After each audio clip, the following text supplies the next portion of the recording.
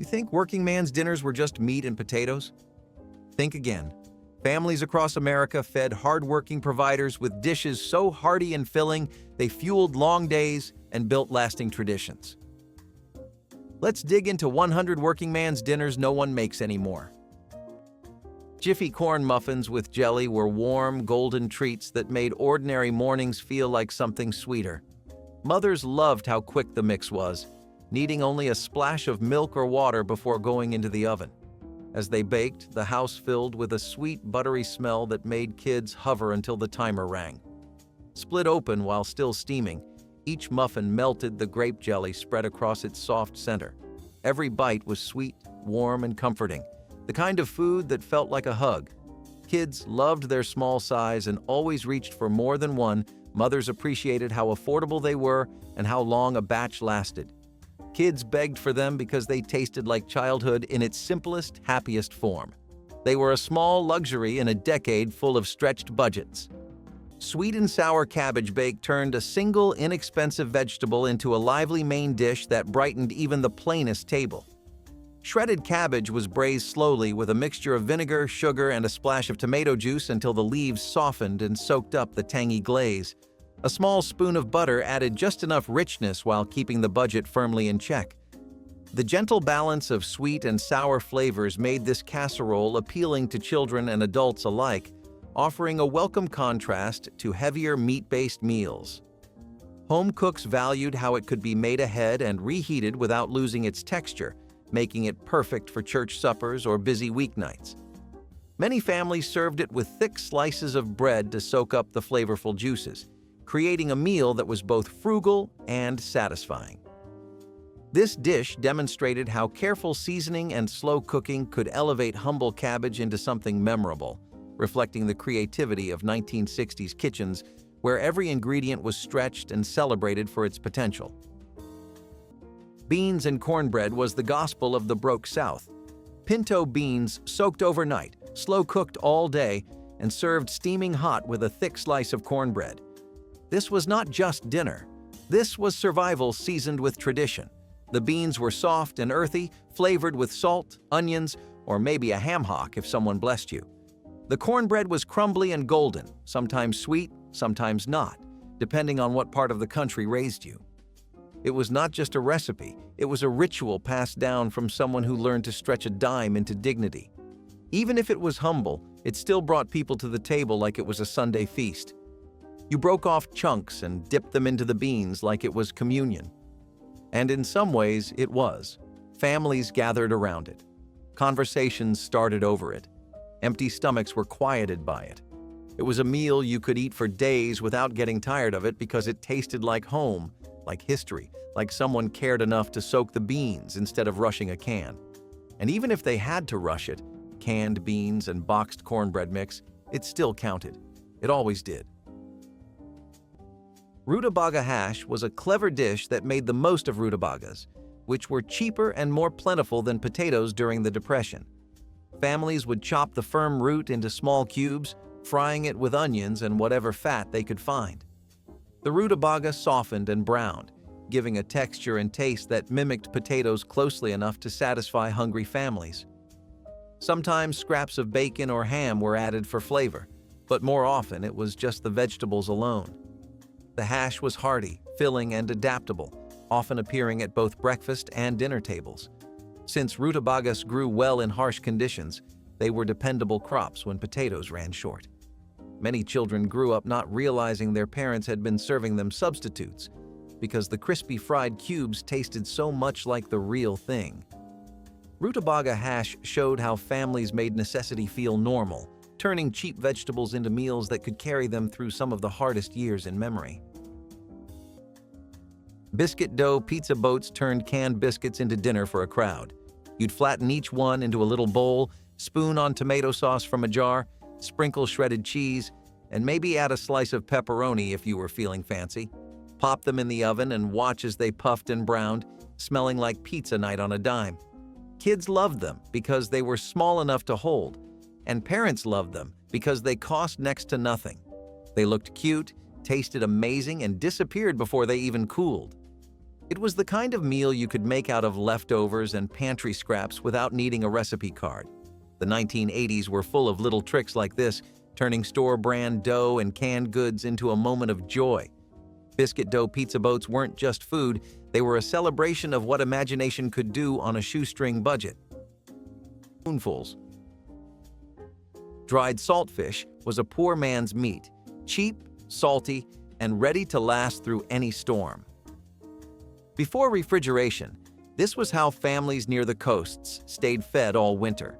Fishermen would pack the catch in layers of salt until the flesh turned firm and dry, locking in the flavor. Once you had it, all you needed was water and patience to bring it back to life. Rehydrated, fried, or stewed, it carried the taste of the sea and the grit of survival. Poor households found ways to stretch even a small piece into a full pot of chowder or beans. The smell might have been strong, but so was the satisfaction. Salt fish connected entire communities, from the docks of New England to the rural South, where people learned to turn scarcity into tradition. It was proof that with enough salt, skill, and determination, nothing had to go to waste. Canned tomato sandwiches were the taste of summer when nothing else was left in the fridge. You'd pop open a can of whole or sliced tomatoes, drain them just enough to stop the bread from falling apart, then slather both slices with mayonnaise. A sprinkle of salt and pepper went on top, maybe a little sugar if you came from the South, and that was lunch done. It was cold, slippery, messy, and perfect all at once. The juice soaked into the bread, softening it until every bite felt like a mix of tang and cream. It wasn't a fancy sandwich, but it was the one that kept bellies full on long, hot afternoons when money ran out before the month did. Some people added lettuce if they had it. Most didn't bother. It was simple, nostalgic, and surprisingly satisfying. The flavor was sharp, honest, and comforting in a way that no processed meal could be. It didn't matter that it came from a can, it still tasted like home. Every bite told a story of resourcefulness and grace under pressure. For families in the 1980s, canned tomato sandwiches were proof that even the simplest things could feel like love. Rice croquettes were a depression trick for turning yesterday's leftovers into something new and appetizing. When rice was cooked in large batches, families often had more than they could finish, and waste was simply not an option. Leftover rice was mashed together with a bit of flour or egg when available, then shaped into small balls and fried in a skillet with fat or drippings. The result was a golden, crispy outside and a soft, chewy inside that children especially loved. Adults appreciated how croquettes added texture and flavor to meals that were otherwise bland. They could be served with gravy, broth, or just eaten plain, offering flexibility depending on what was on hand. In some households, croquettes became the centerpiece of dinner when no meat was available. They proved that resourcefulness in the kitchen could transform scraps into something enjoyable. Families remembered rice croquettes not just as a thrifty dish, but as a rare moment when leftovers felt special instead of repetitive. They were simple, but in hard times, simplicity was often the best comfort of all. Potato soup was the warmth you clung to when the cold came early and the paycheck came late. You peeled potatoes with dull knives, boiled them in water, and added onions if you had them. The broth was made from milk, or sometimes just more water and hope. It was not fancy. It was not thick. But it was hot and filling and honest. Some families added cheese or bacon bits if they had a little extra. Most just salted it until it tasted like something. You ate it slowly, holding the bowl in your hands like it might warm more than just your fingers. Leftovers were poured into jars and reheated for the next night. It was the kind of soup that stretched itself to meet your needs. It never judged you for having nothing else, and in that way, it did more than feed you. It forgave you. Parsley noodle pudding brought a delicate herbal note to the classic baked noodle dish, turning inexpensive staples into a fragrant supper centerpiece. Wide egg noodles were cooked until just tender, then mixed with milk, eggs, a little butter, and a generous handful of freshly chopped parsley before baking to a golden finish. The custard base held everything together while the parsley added color and a bright, garden-fresh taste that lifted the entire dish. This pudding was equally welcome as a vegetarian main course or as a side alongside roasted vegetables. Because the ingredients were inexpensive and easy to keep on hand, it fit perfectly into the thrifty mindset of 1960s households. Home cooks appreciated how it could be assembled in advance and baked just before serving, freeing time for family or guests. Children enjoyed the mild flavor and silky texture, while adults admired its simple elegance. Parsley noodle pudding remains a quiet reminder that with a little imagination, even the most modest pantry can produce a meal worth remembering. Cornbread and honey was one of those simple comforts that made every 1960s kid feel like they were getting away with something sweet before dinner. Mothers made cornbread from the cheapest ingredients you could find in any pantry: a little flour, a little cornmeal, a little milk, and maybe an egg if the week had been kind. The batter came together quickly, but the moment it hit the oven, the whole house transformed. That warm, buttery smell drifted through every room, telling kids exactly what was coming without a single word being spoken. When the cornbread came out, golden and steaming, it felt like a gift. Mothers sliced it into thick squares, the kind that crumbled just a little at the edges, and handed it out while it was still warm enough to melt anything that touched it. Then came the honey, drizzled or poured, depending on how generous she felt that day. The honey seeped into all the little cracks, turning a humble piece of bread into something rich and sticky and perfect. Kids loved how the sweetness balanced the savory corn flavor, creating a dessert that was not technically a dessert but felt exactly like one. It was cheap, filling, and made from ingredients almost every family always had on hand. Mothers relied on it because it stretched tight grocery budgets without ever feeling like a compromise. Kids begged for it because it tasted like warmth, like comfort, like the kind of simple sweetness that sticks in your memory long after you grow up and realize how much your mother made out of so little cornbread and honey was proof that dessert did not have to be fancy to be unforgettable. Cane syrup ginger cookies were the winter sweets born from necessity, shaped by families who could not afford refined sugar but still wanted something warm and comforting. Cane syrup was cheaper, accessible, and kept well through the cold months, making it a trusted companion in countless kitchens.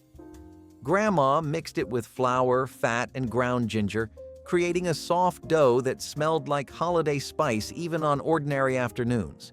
When the cookies baked, they spread into soft, chewy circles with edges that crisped just enough to snap gently under your teeth. The flavor was deep, warm, and earthy, the kind of sweetness that lingered rather than shouted. Families cherished these cookies because they brought joy without requiring ingredients that winter budgets could not handle. They tasted like generosity in lean times, a reminder that sweetness did not need to be extravagant to matter. Cane syrup ginger cookies were humble but powerful, a dessert that made cold days feel kinder. Cabbage and sausage stew was winter's answer to hunger. In homes where meat was precious, a single sausage could flavor an entire pot.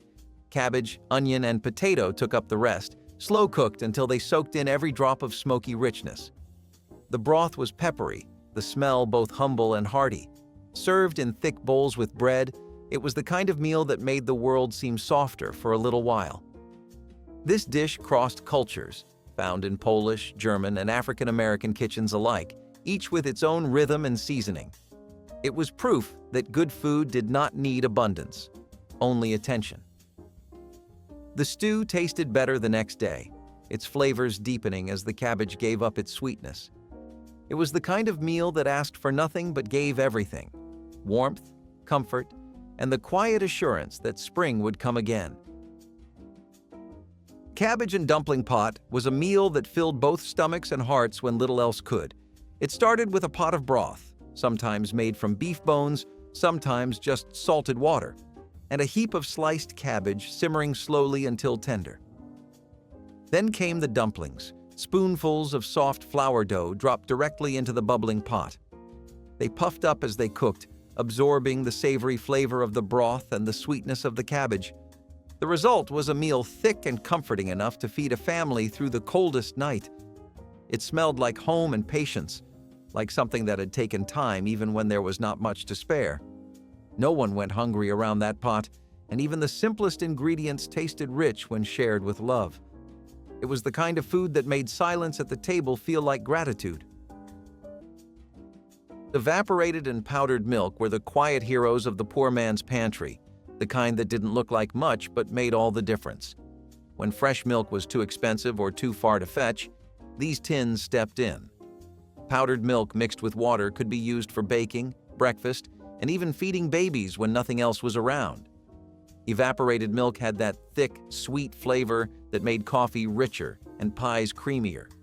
It was comfort in a can. People learned to trust it because it never spoiled and could sit on a shelf for months. During lean winters, that security meant everything.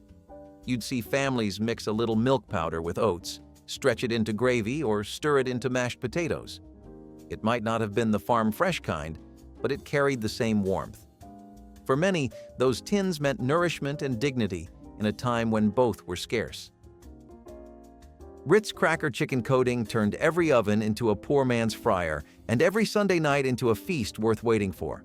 You'd crush up a full sleeve of buttery Ritz crackers inside a plastic bag until they were fine and crumbly, then roll chicken legs, thighs, or even drumsticks through a bowl of beaten eggs before covering them completely in the crumbs. Once they hit the oven, the smell alone could fill the house with the promise of something good. The crackers browned just right, trapping all the juices inside the chicken and creating a golden crust that was crisp, savory, and rich without needing oil or a deep fryer. It was crunchy on the outside, tender in the middle, and budget-friendly all the way through. Families loved it because it felt like fried chicken night without the cleanup or cost. Even neighbors could smell it through the windows and knew someone was eating well. It was the kind of dish you could bring to a church supper and proudly pass off as something special. Ritz Cracker chicken coating wasn't just about saving money, it was about finding flavor where others saw leftovers. It was thrift at its finest, and nobody complained about seconds. Peanut butter and jelly sandwiches were the sweet spot between hunger and childhood. No stove, no knife skills, no effort. Just 2 slices of white bread, 1 spread of peanut butter, 1 of jelly, smashed together until they stuck. You did not toast it, you did not plate it. You wrapped it in napkins or ate it straight from the counter. It was cheap, it was fast, and it was always there. The peanut butter clung to the roof of your mouth. The jelly ran down your fingers, and somehow you never minded. It felt like a treat even though it was a budget lifeline. You ate it when the pantry was bare and the lunchbox had to look full.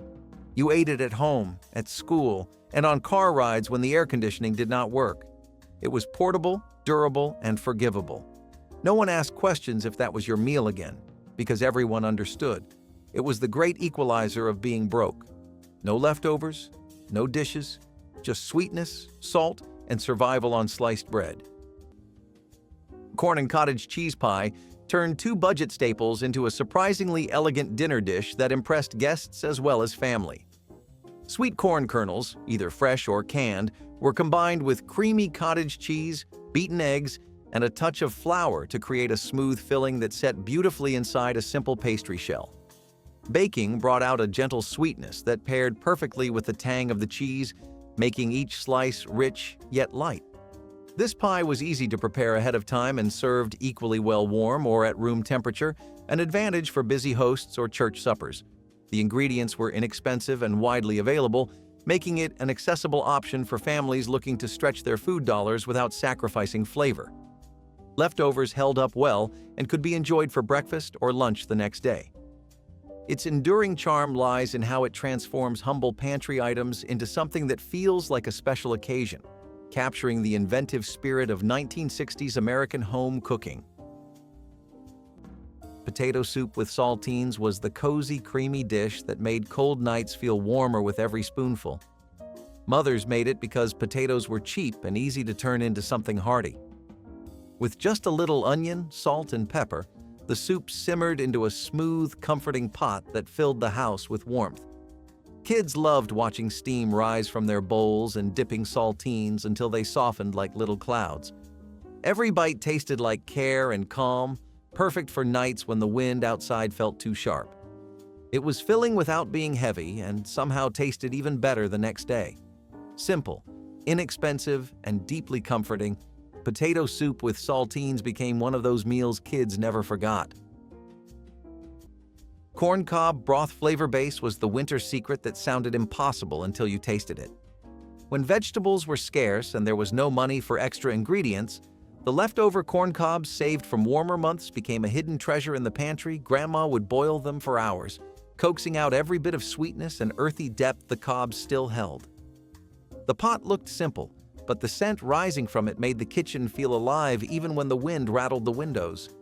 This broth acted as the foundation for stews, soups, and porridges, each one richer than the last. It turned plain beans into something hearty and turned simple vegetables into something comforting. Families who knew this trick never threw out corn cobs because they understood that flavor was precious in winter. Nothing was wasted because everything had a use. And when that warm broth hit the bowl, it tasted like summertime echoes returning just when you needed them most. Corncob broth flavor base was the kind of winter wisdom that did not come from cookbooks, but from lived experience, passed from one kitchen to another like quiet advice. Mock chop suey was America's humble imitation of faraway flavors. In small-town kitchens, especially across the Midwest, families used ground beef, cabbage, celery, and onions to create something exotic without straying from local ingredients. Soy sauce, or more often a few dashes of Worcestershire and salt, gave it the illusion of Eastern spice. Everything simmered in a thick gravy and was often served over rice or noodles. For many, it was their first taste of a world beyond their own, adapted to fit Depression-era budgets. It looked different, smelled foreign, and tasted comforting all at once. Kids loved it for its savoriness, adults for how it stretched meat across several meals. Though it began as imitation, mock chop suey became its own tradition, a dish that proved you did not need authenticity to find connection, just creativity and a good skillet. Boiled custard, sipped warm, was one of the richest winter drinks families shared before refrigeration made cold treats common. Made from milk, eggs, sugar, and vanilla, the mixture thickened slowly on the stove, demanding patience and constant stirring. When Grandma poured it into mugs, steam rose in soft curls that warmed cold hands instantly. The custard was silky, sweet, and comforting in a way that felt almost luxurious. Families shared it on cold evenings, sitting close together while the house creaked under the weight of winter wind. This was more than a drink. It was a moment, a ritual that made everyone feel cared for. Boiled custard tasted like warmth poured straight from the heart. Creamed corn over toast was the sweet, unexpectedly beloved meal that kids liked far more than they ever admitted. Mothers made it because canned corn was cheap, and a quick stovetop simmer with milk or butter created a creamy, comforting topping. Poured over warm toast, it soaked in just enough to soften the bread without making it soggy. Kids loved the sweetness, the warmth, and the way each bite felt like a kinder, gentler version of dinner. It was simple, soft, and soothing, perfect for days when appetites were unpredictable. Mothers appreciated that it required almost no ingredients and filled hungry stomachs quickly. Kids begged for it because it felt familiar and safe, like a meal meant just for them. Creamed corn over toast was one of those small, surprising favorites that only grew more nostalgic with time. Onion and herb biscuit pie delivered layers of savory aroma and flaky texture while using only basic pantry ingredients. Sliced onions were slowly caramelized with butter and a handful of fresh or dried herbs until sweet and fragrant, then spread in a baking dish and topped with soft biscuit dough. As the pie baked, the onion filling bubbled up and mingled with the biscuits, creating a rich sauce beneath a golden crust. The combination offered a satisfying balance of sweetness from the onions and earthiness from herbs, such as thyme or parsley. Because onions were inexpensive and stored well, this recipe quickly became a go-to for frugal households seeking warmth and flavor without expensive meats. It could be served as a vegetarian main dish or as a hearty side for roasted vegetables, making it adaptable to whatever else was on hand. Onion and herb biscuit pie captures the resourceful creativity of mid-century cooks, proving that even the simplest staples can become a centerpiece when treated with care and patience in the oven. Shepherd's pie was the meal of second chances. You took yesterday's meat, mixed it with whatever vegetables you had, canned peas, frozen corn, even just onions, and laid it down like the foundation of something better. Then you spread mashed potatoes on top like frosting, soft and thick and hopeful. Into the oven it went, and out came something that looked and smelled like you tried. It was the art of disguise. Leftovers turned into something new. Scraps turned into comfort. You scooped it out with a spoon, the layers blending together in a hot, savory mess that never looked perfect, but always felt right. It made the table feel full, even when the fridge was empty. And sometimes that illusion was all you needed to keep going. Shepherd's pie reminded you that with enough heat and time, even the broken pieces could come together. Salted popcorn supper might sound like a snack today, but during the Depression it often stood in for a real meal. Popcorn was inexpensive, easy to make in large quantities, and filling enough to take the edge off hunger. Families would pop big bowls of it, sprinkle salt over the top, and gather around to share it for dinner.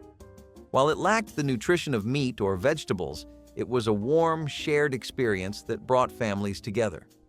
Children saw it as a treat, while adults knew it was simply necessity disguised as fun. Sometimes popcorn was paired with milk or molasses water to add substance, but often it stood on its own. Neighbors also used popcorn suppers at gatherings, stretching limited food to feed a crowd. The dish represents how families redefined what supper meant when resources were at their lowest.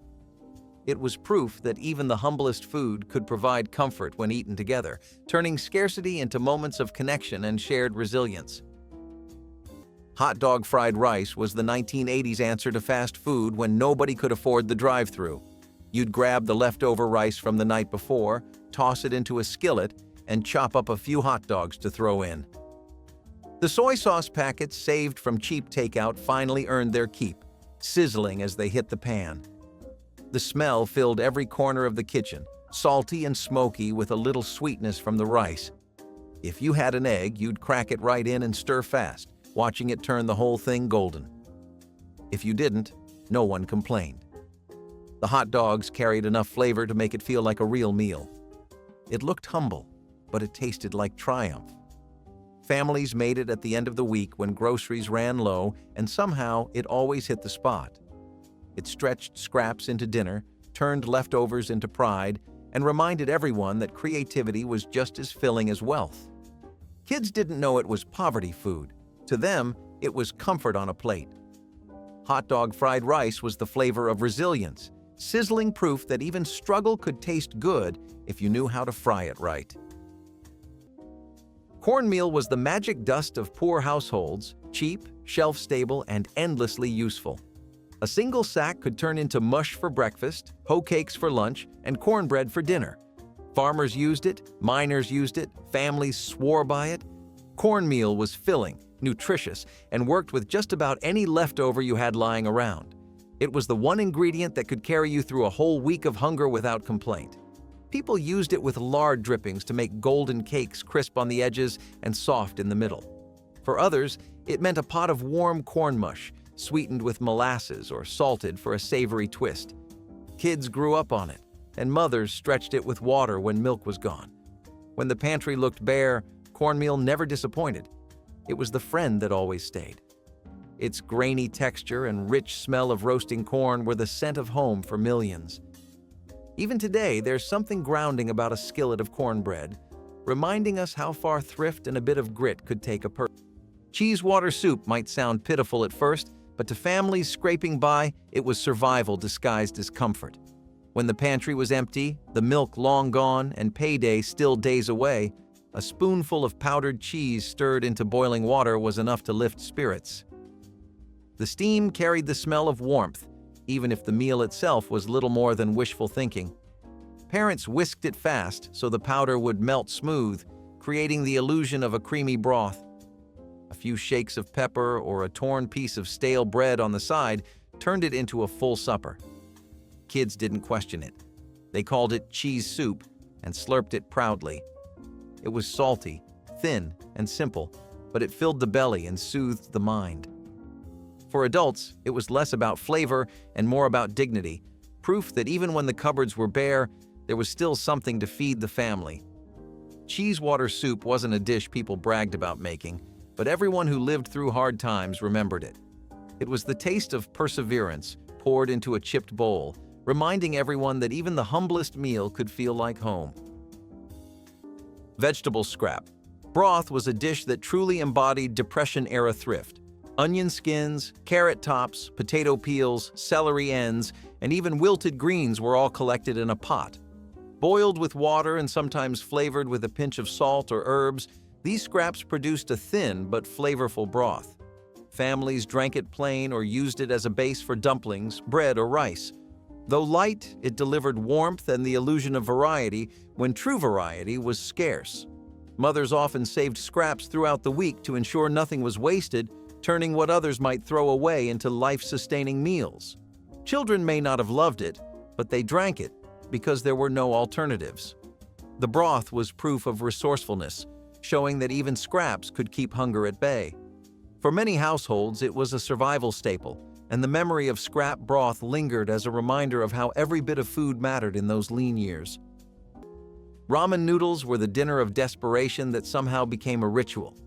A block of dried noodles, a packet of salt and spice, and 3 minutes in boiling water. That was it. That was the whole recipe. And yet, it kept showing up in pantries, college dorms, first apartments, and homes where money ran out before the month did. You could dress it up, sure, but no one was fooled. It was hunger food, dressed in hot broth and convenience.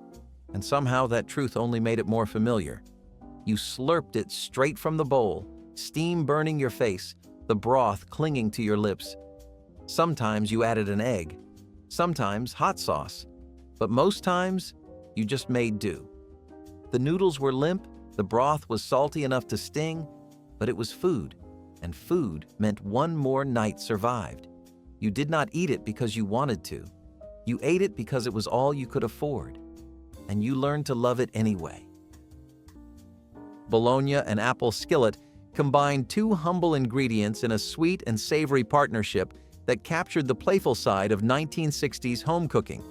Slices of bologna were quickly browned in a cast iron skillet, then tossed with diced apples and a small knob of butter until the fruit softened and released its natural juices. The salty meat and gently sweet apples created a flavor that felt surprisingly rich despite the low cost. This dish made excellent use of ingredients that were almost always on hand: inexpensive deli meat and seasonal fruit. Families appreciated its speed on busy weeknights, while children were drawn to the fun contrast of tastes and textures. Served over toast or alongside mashed potatoes, it became a complete meal that proved resourceful cooks could create memorable flavors from the simplest pantry staples. Decades later, it remains a reminder of how imaginative combinations could turn everyday items into an unexpected treat without straining a modest household budget or requiring elaborate preparation. Spaghetti with butter and Parmesan shake was one of the easiest, cheapest, and most beloved meals a mother could make in the 1960s, which is exactly why kids asked for it constantly. It started with a pot of pasta boiling on the stove, the steam fogging up the kitchen windows as the noodles softened. Kids loved watching the long strands swirl in the water like they were dancing just for them. Once drained, the pasta went back into the pot where a generous pat of butter melted instantly, coating every strand in a glossy shine. Then came the Parmesan shake, that little green can that lived in almost every pantry kids loved, doing the shaking themselves, even though mothers had to take over to prevent the entire can from dumping into the pot. The flavor was simple but perfect: buttery, salty, warm, and comforting in a way that made you want to curl up right beside the pot with a fork. Mothers appreciated it because it cost almost nothing and took barely any time, but kids appreciated it because it felt like the kind of meal that understood them. It was soft, easy to eat, and satisfying in a way nothing else quite managed. It tasted like after-school hunger being solved in minutes. It tasted like staying up a little later than normal. It tasted like childhood in a bowl. Kids begged for this dish because it never disappointed, never felt boring, and always made everything better, even on the days that felt long and gray. Spaghetti with butter and Parmesan shake was proof that comfort did not require complicated recipes. It only required heart. Crackling cornbread for cold nights was the kind of winter dish that felt like a celebration even when it was born from pure necessity. Cracklings, little crispy bits left from rendering lard, were saved like treasure. Grandma folded them into cornbread batter, creating a loaf that snapped with flavor and texture. The skillet sizzled when the batter hit, filling the house with a smell that made everyone hungry before the first slice was cut. This cornbread was rich, salty, and warm, the perfect companion to soups, stews, or beans that needed a lift. On the coldest nights, families gathered around the table with this cornbread like it was a gift. Every bite tasted like resourcefulness turned into comfort, the kind of recipe that proved nothing should ever be wasted. Crackling cornbread tasted like winter ingenuity at its finest, and when the pan was placed in the center of the table, steaming and golden, there was always a moment of quiet gratitude, a small pause where everyone recognized the worth of simple things. The cracklings added more than flavor. They added a memory of work done earlier in the season, a reminder that preparation and patience made winter feel less heavy and more hopeful. Beef and vegetable. Kitchen sink stew was exactly what its name promised. Everything but the kitchen sink. It began with ground beef or scraps of leftover roast, followed by whatever vegetables still lingered in the root cellar: carrots, parsnips, turnips, onions, or even cabbage. The pot simmered slowly, the broth growing darker and richer as hours passed. No two batches ever tasted the same because no two kitchens had the same ingredients. It was the definition of resourcefulness, a stew built from odds and ends that might have otherwise gone to waste. Sometimes barley was added to thicken it, or a splash of vinegar to sharpen the flavor. It was a meal of invention, of pride in using every scrap. When families gathered around that steaming pot, they were not just eating, they were honoring the art of survival made delicious. The stew could feed a family for days, each reheating, deepening its flavor. It was never fancy, but it was deeply personal, a record of what the week had been and what was left to carry forward. Every spoonful told a quiet story of thrift, care, and endurance, reminding those who ate it that home was not measured by plenty, but by how you made do with what you had. Fried pinto beans were the real muscle behind every hard-time meal. They were humble, sure, but they were also one of the most important foods ever stocked in American pantries. Poor men relied on them because they were cheap, filling, and versatile enough to become anything, from stews to soups to spreads. You could buy a big sack of dried beans for a few cents, soak them overnight, and stretch one pot into several days' worth of dinners. When meat disappeared from the table, beans stepped up. Mothers would season them with salt pork or just a spoonful of lard, maybe toss in an onion if they had one. The result was hearty and comforting, proof that flavor could be coaxed out of almost nothing. Beans didn't just feed stomachs, they fed communities. Churches, farms, and neighbors shared sacks during bad winters, knowing that beans meant everyone would eat. The smell of a bean pot simmering on the stove was a signal of warmth, of life continuing even when money was tight. They were the kind of food that asked for patience but gave back comfort in return, a true testament to the art of surviving with grace. Butterbean burgers were the quiet champions of the broke man's dinner table, turning pantry scraps into something worth savoring. You'd start with a can of butter beans, mash them until smooth, and mix in breadcrumbs, an egg, and a pinch of salt and pepper. When fried, the patties crisped up perfectly, the edges golden brown and the centers creamy like mashed potatoes. The beans brought a rich, earthy flavor that made you forget there wasn't any meat involved. You could serve them on bread with mustard, stack them like real burgers, or eat them straight from the skillet with a fork. They filled you up fast and cost next to nothing, a miracle in itself. Families loved how far one can could go, and kids didn't mind because they tasted good. It was one of those rare recipes that started from desperation but stayed for its flavor. Butterbean burgers proved that meat wasn't the only thing that made a meal feel whole. They were born from necessity but carried pride, the sound of sizzling oil marking another night conquered. Poverty taught people to adapt, but these burgers taught them to thrive. Macaroni and tomatoes were a Depression-era classic, simple, humble, and oddly satisfying. This was not pasta. It was just boiled elbow noodles drowning in stewed tomatoes, maybe with a spoonful of butter if you had it. Some families added sugar to cut the acidity, others added salt and pepper and called it gourmet. Either way, it was a bowl of starch and acidity that somehow passed for dinner. You would eat it with a fork because spoons were for people who made soup. Macaroni and tomatoes made no apologies. It was what you threw together when the pantry had almost nothing but cans and carbs. It filled your stomach and quieted the kind of hunger that made your ribs ache. And sometimes, just sometimes, it tasted like home. The sauce stained your bowl orange and clung to the bottom like it wanted to stay. If you ever asked what was for dinner and got this, you knew things were tight. And you also knew not to complain, because no one had time for complaints. You just ate, chewed slow, and wondered how something so bland could feel so familiar. That is what makes it special. It was not delicious, it was dependable. Barley and mushroom gravy bowl brought hearty texture and deep flavor to the dinner table using ingredients that cost only pennies per serving. Pearl barley was simmered until tender and spooned into bowls, then generously topped with a thick mushroom gravy made from sautéed onions, sliced mushrooms, and a splash of milk or broth.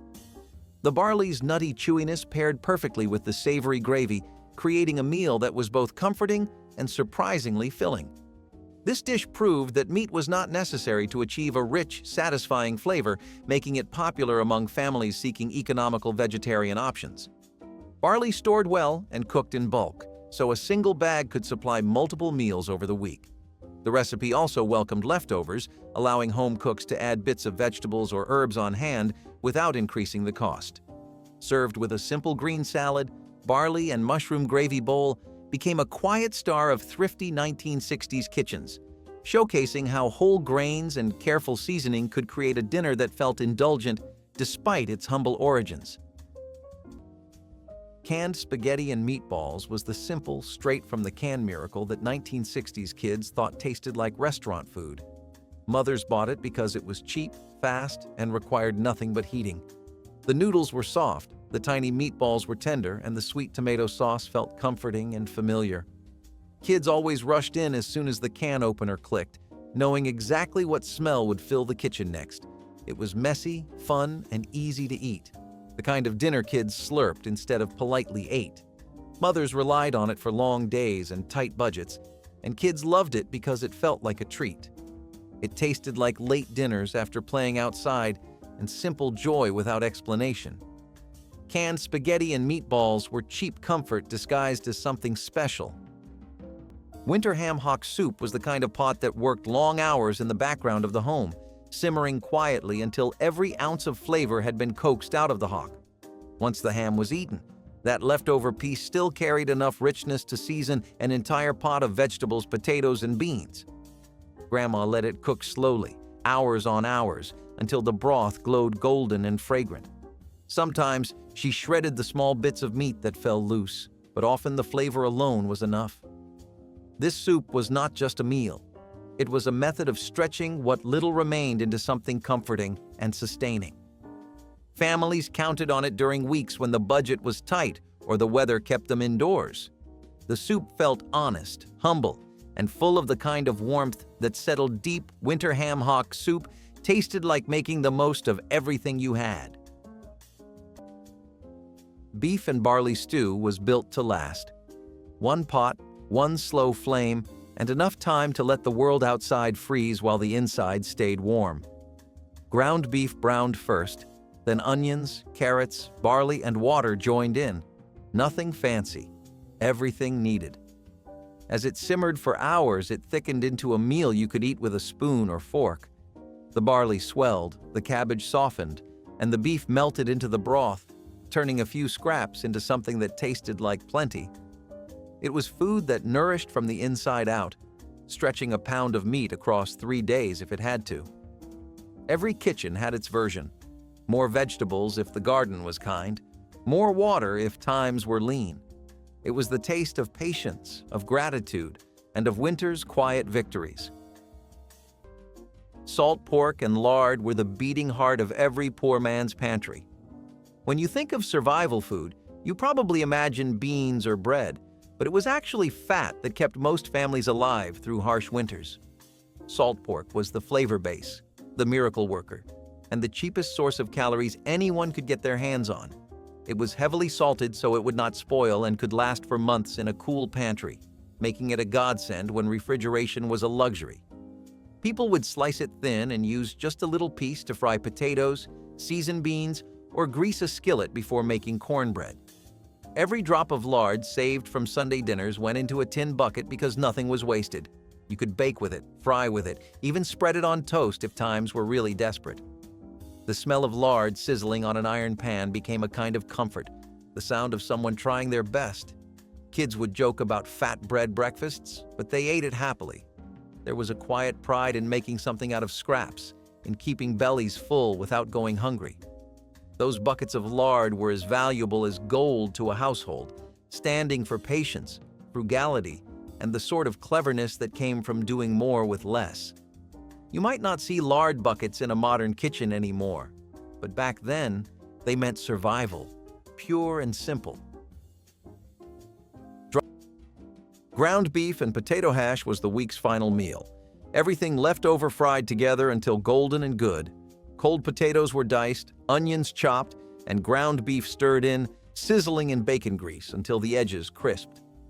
The sound alone could make a kitchen feel alive again. It was working people's food, simple and sustaining. The kind of meal that made no apologies for being plain because it did not have to. Served hot from cast iron, it was eaten with ketchup, pickles, or whatever condiment the cupboard still had. In some homes, an egg might crown the top, a small luxury that made it feel like something more. Families called it hash, but it was really a story of thrift, of making beauty from what remained. Every bite carried the smoky taste of labor and care, the warmth of food cooked slow and shared fast. Old-style peppery bone broth was the winter foundation that kept families steady when meals needed to stretch for days. Bones that might have been thrown away became liquid comfort when simmered for hours with onions, pepper, and whatever scraps were available. The broth grew richer with time, turning thin water into something nourishing and full of depth. Families drank it plain when times were tight or used it to make stews, soups, or dumplings as the days passed. This broth tasted like patience, like quiet strength, like the kind of wisdom families relied on long before written recipes existed. It warmed the body and eased the hunger that winter often brought. Oven-baked potato wedges were the crispy, perfectly seasoned alternative to store-bought fries that kids loved even more. Mothers cut potatoes into thick wedges, tossed them with a little oil and seasoning, and let the oven work its magic. As they baked, the edges crisped while the center stayed soft and tender. Kids hovered near the oven window, waiting for that moment when the wedges turned golden brown. The smell alone promised something delicious. When served, they were hot, salty, and easy to dip in ketchup, making them irresistible. Mothers loved how affordable and healthy they were compared to anything from a diner kids begged for them because they tasted like real fries without the cost. Simple, crunchy, and comforting, these wedges were a quiet weeknight favorite in countless 1960s homes. Zucchini tomato layer. Bake turned overflowing summer gardens into a warm and colorful family meal that fit any budget. Thin slices of zucchini were alternated with canned tomatoes inside a buttered casserole dish, sprinkled lightly with breadcrumbs and a handful of grated cheese. As it baked, the vegetables released their juices, blending with the cheese to create a savory sauce that required no extra effort. This dish became a staple during peak harvest months, when zucchini was plentiful and nearly free from backyard gardens or neighborhood swaps. Home cooks appreciated how easily it adapted to what they had on hand, allowing the addition of fresh herbs or a scattering of leftover rice to make it more filling. Served hot with crusty bread, it offered a complete vegetarian supper that satisfied even the most dedicated meat eaters. The simple preparation, bright flavors, and low cost made it a dependable recipe that graced countless 1960s dinner tables, celebrating the abundance of late summer produce while keeping grocery bills comfortably low for hard-working families. Television dinners were what happened when the future met the food budget. Frozen meals in foil trays, stacked in the freezer like little time capsules of convenience. Salisbury steak, mashed potatoes, peas or corn, a square of apple cobbler that always burned your tongue.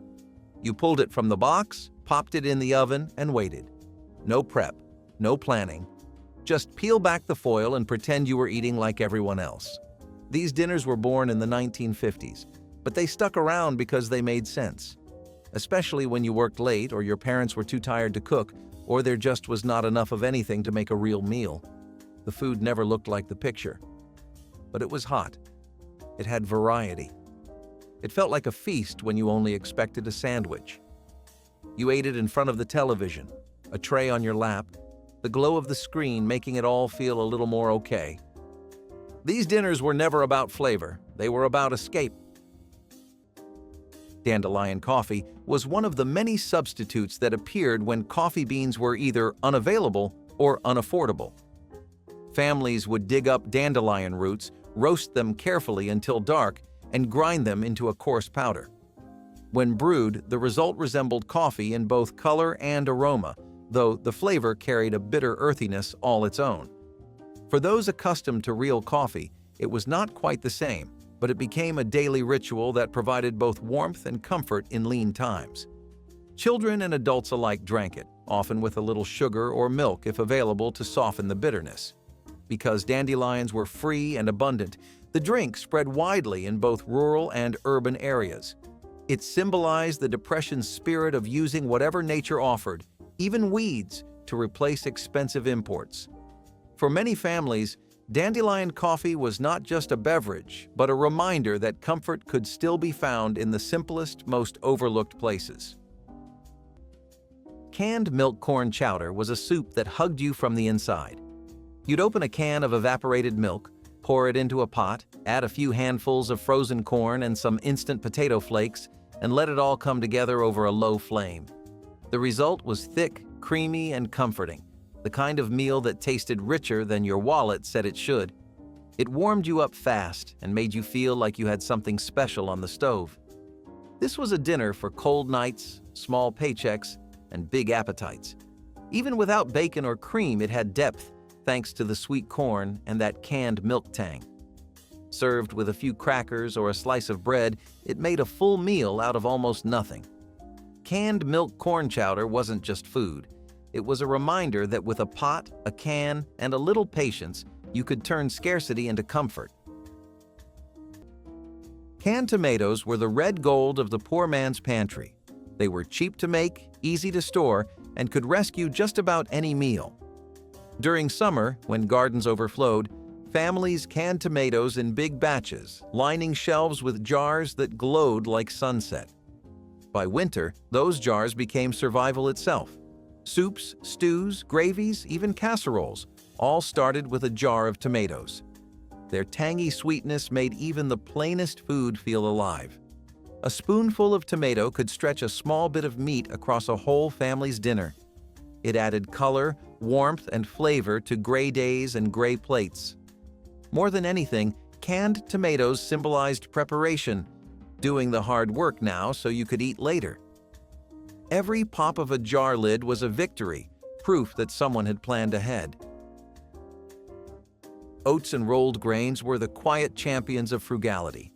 A tin of oats might not look like much, but it could feed a family for days. Porridge for breakfast, oat bread for supper, or even oats used to thicken a stew.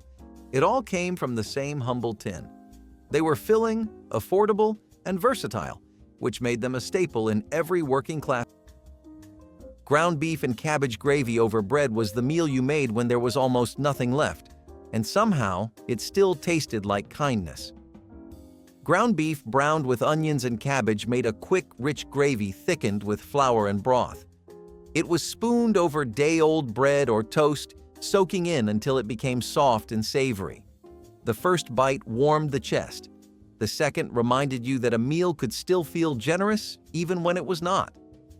Families called it poor man's stew, but there was dignity in its making. The cabbage stretched the meat, the bread caught every drop of flavor, and together they became something greater than the sum of their parts. It was not about indulgence. It was about care and making sure everyone got their share.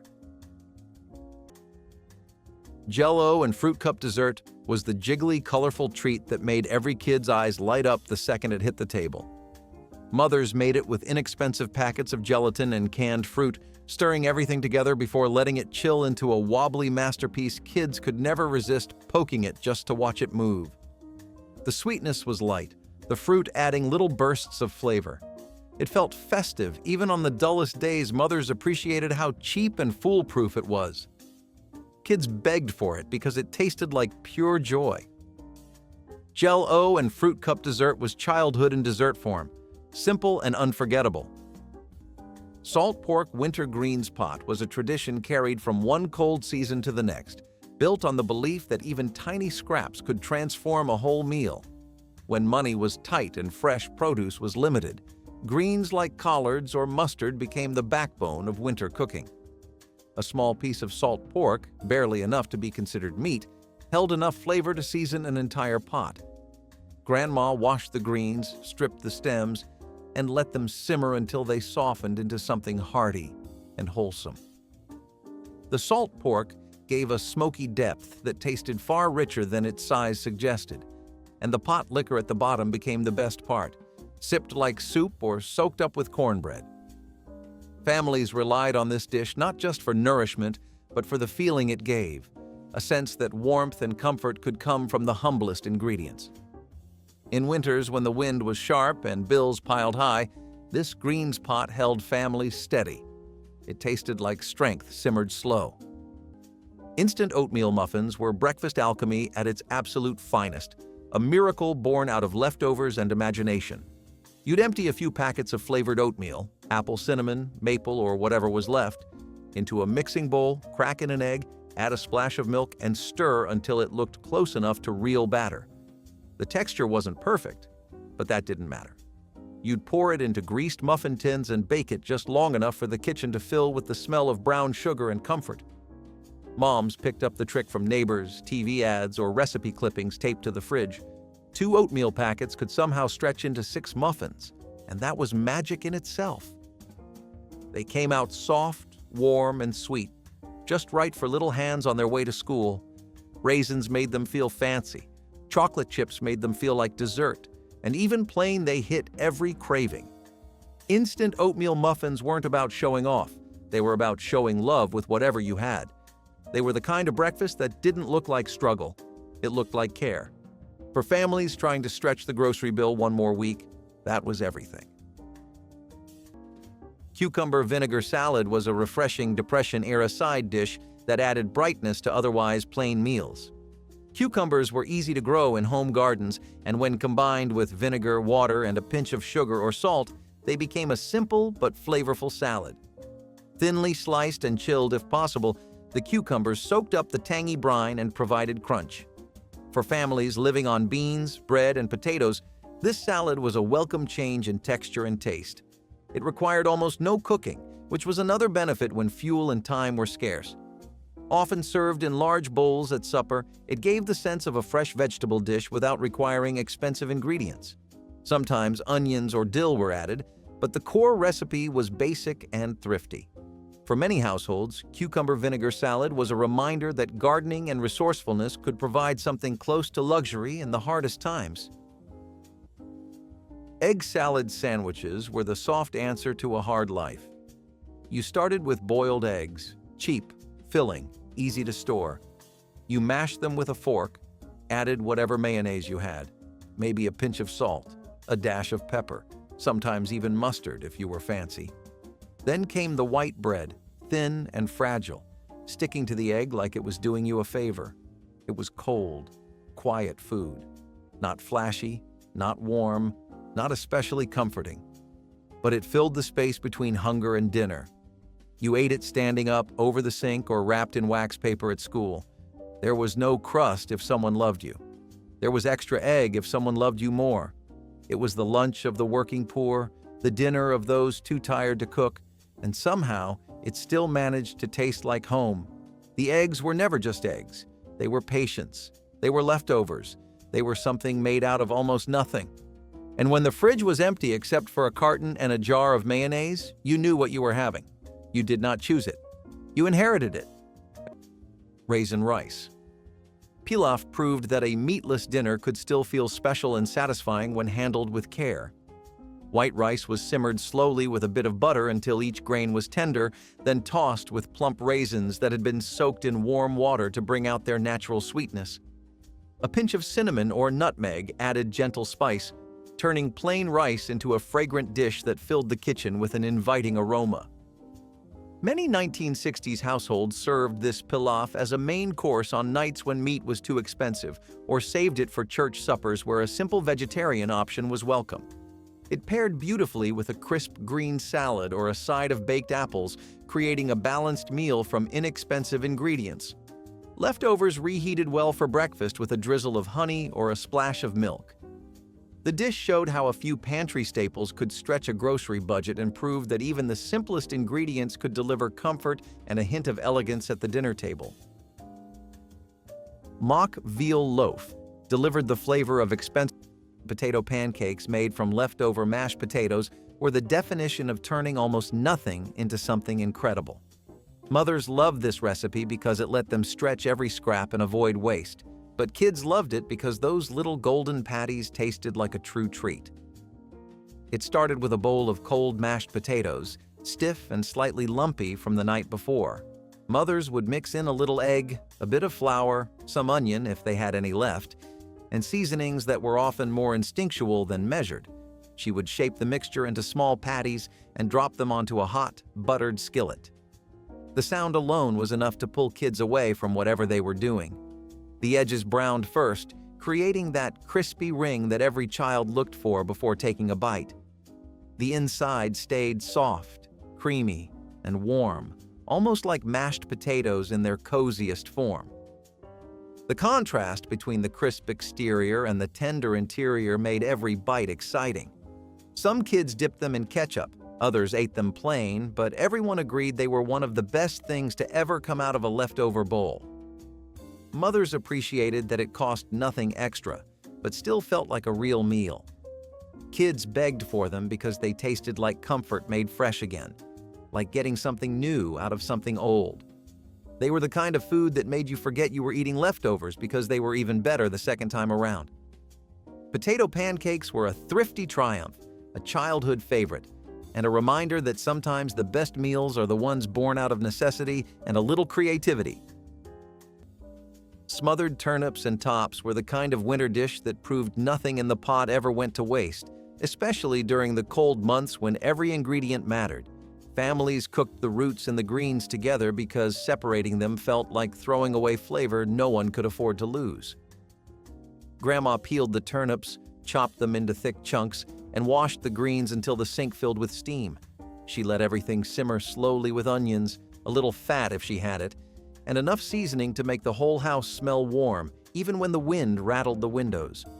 The roots softened into something mild and comforting, while the greens soaked up every bit of flavor in the pot. This dish tasted like survival shaped into supper, born from hard seasons when people had to stretch what the soil gave them. In many homes, it stood beside cornbread, filling bellies without emptying the pantry. It was simple, it was humble, and yet it carried a depth that only comes from meals made out of necessity and love.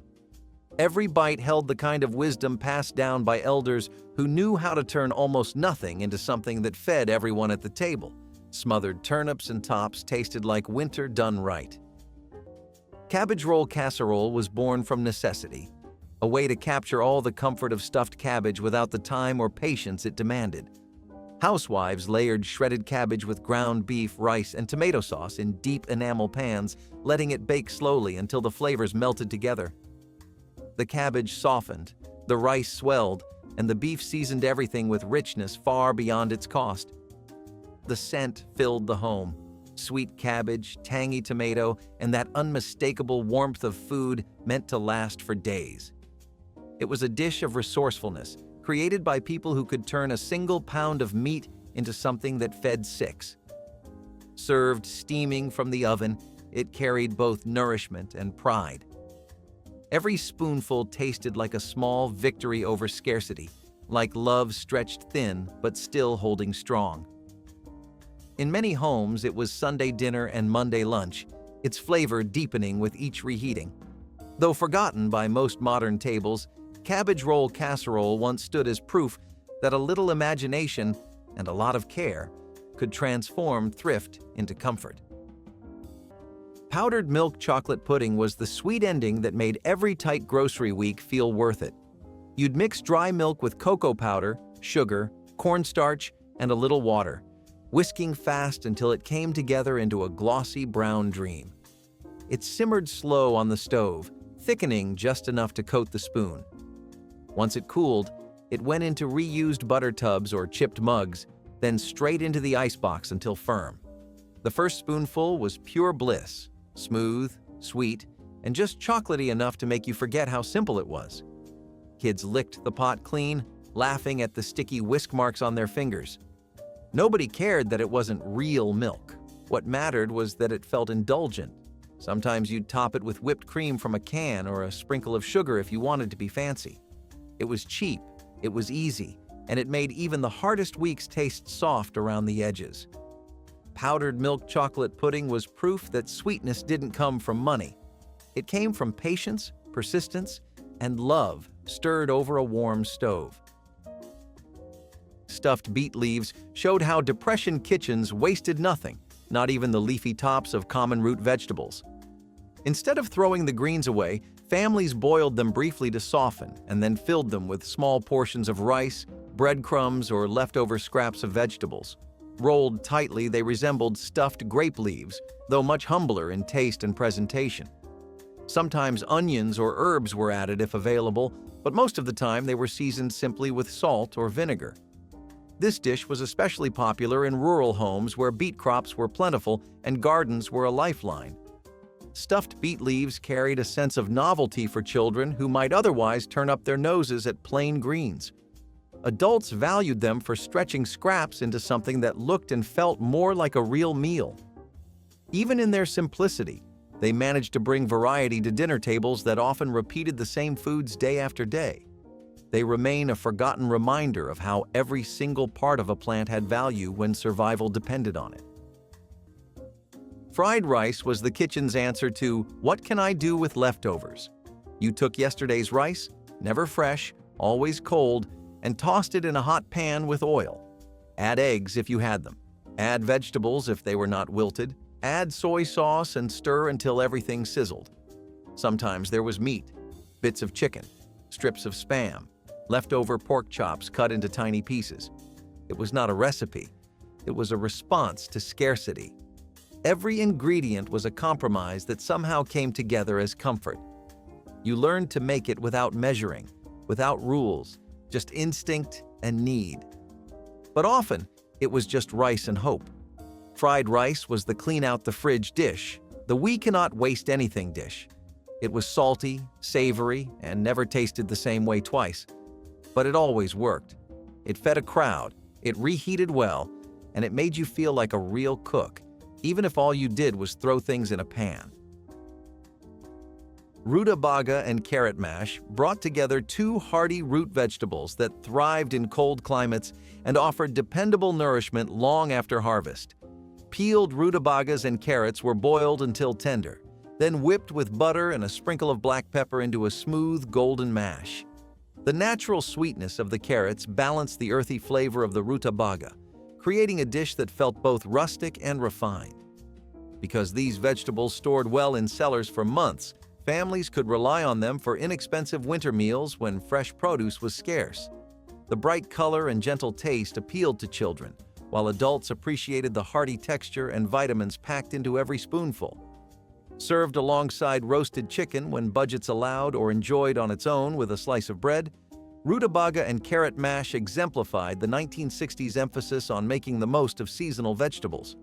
It remains a comforting side or main dish that highlights how frugal ingredients can combine to create something far greater than the sum of their humble parts. Baked beans on toast were the sweet and savory treat that 1960s kids loved far more than anyone would expect from something so modest.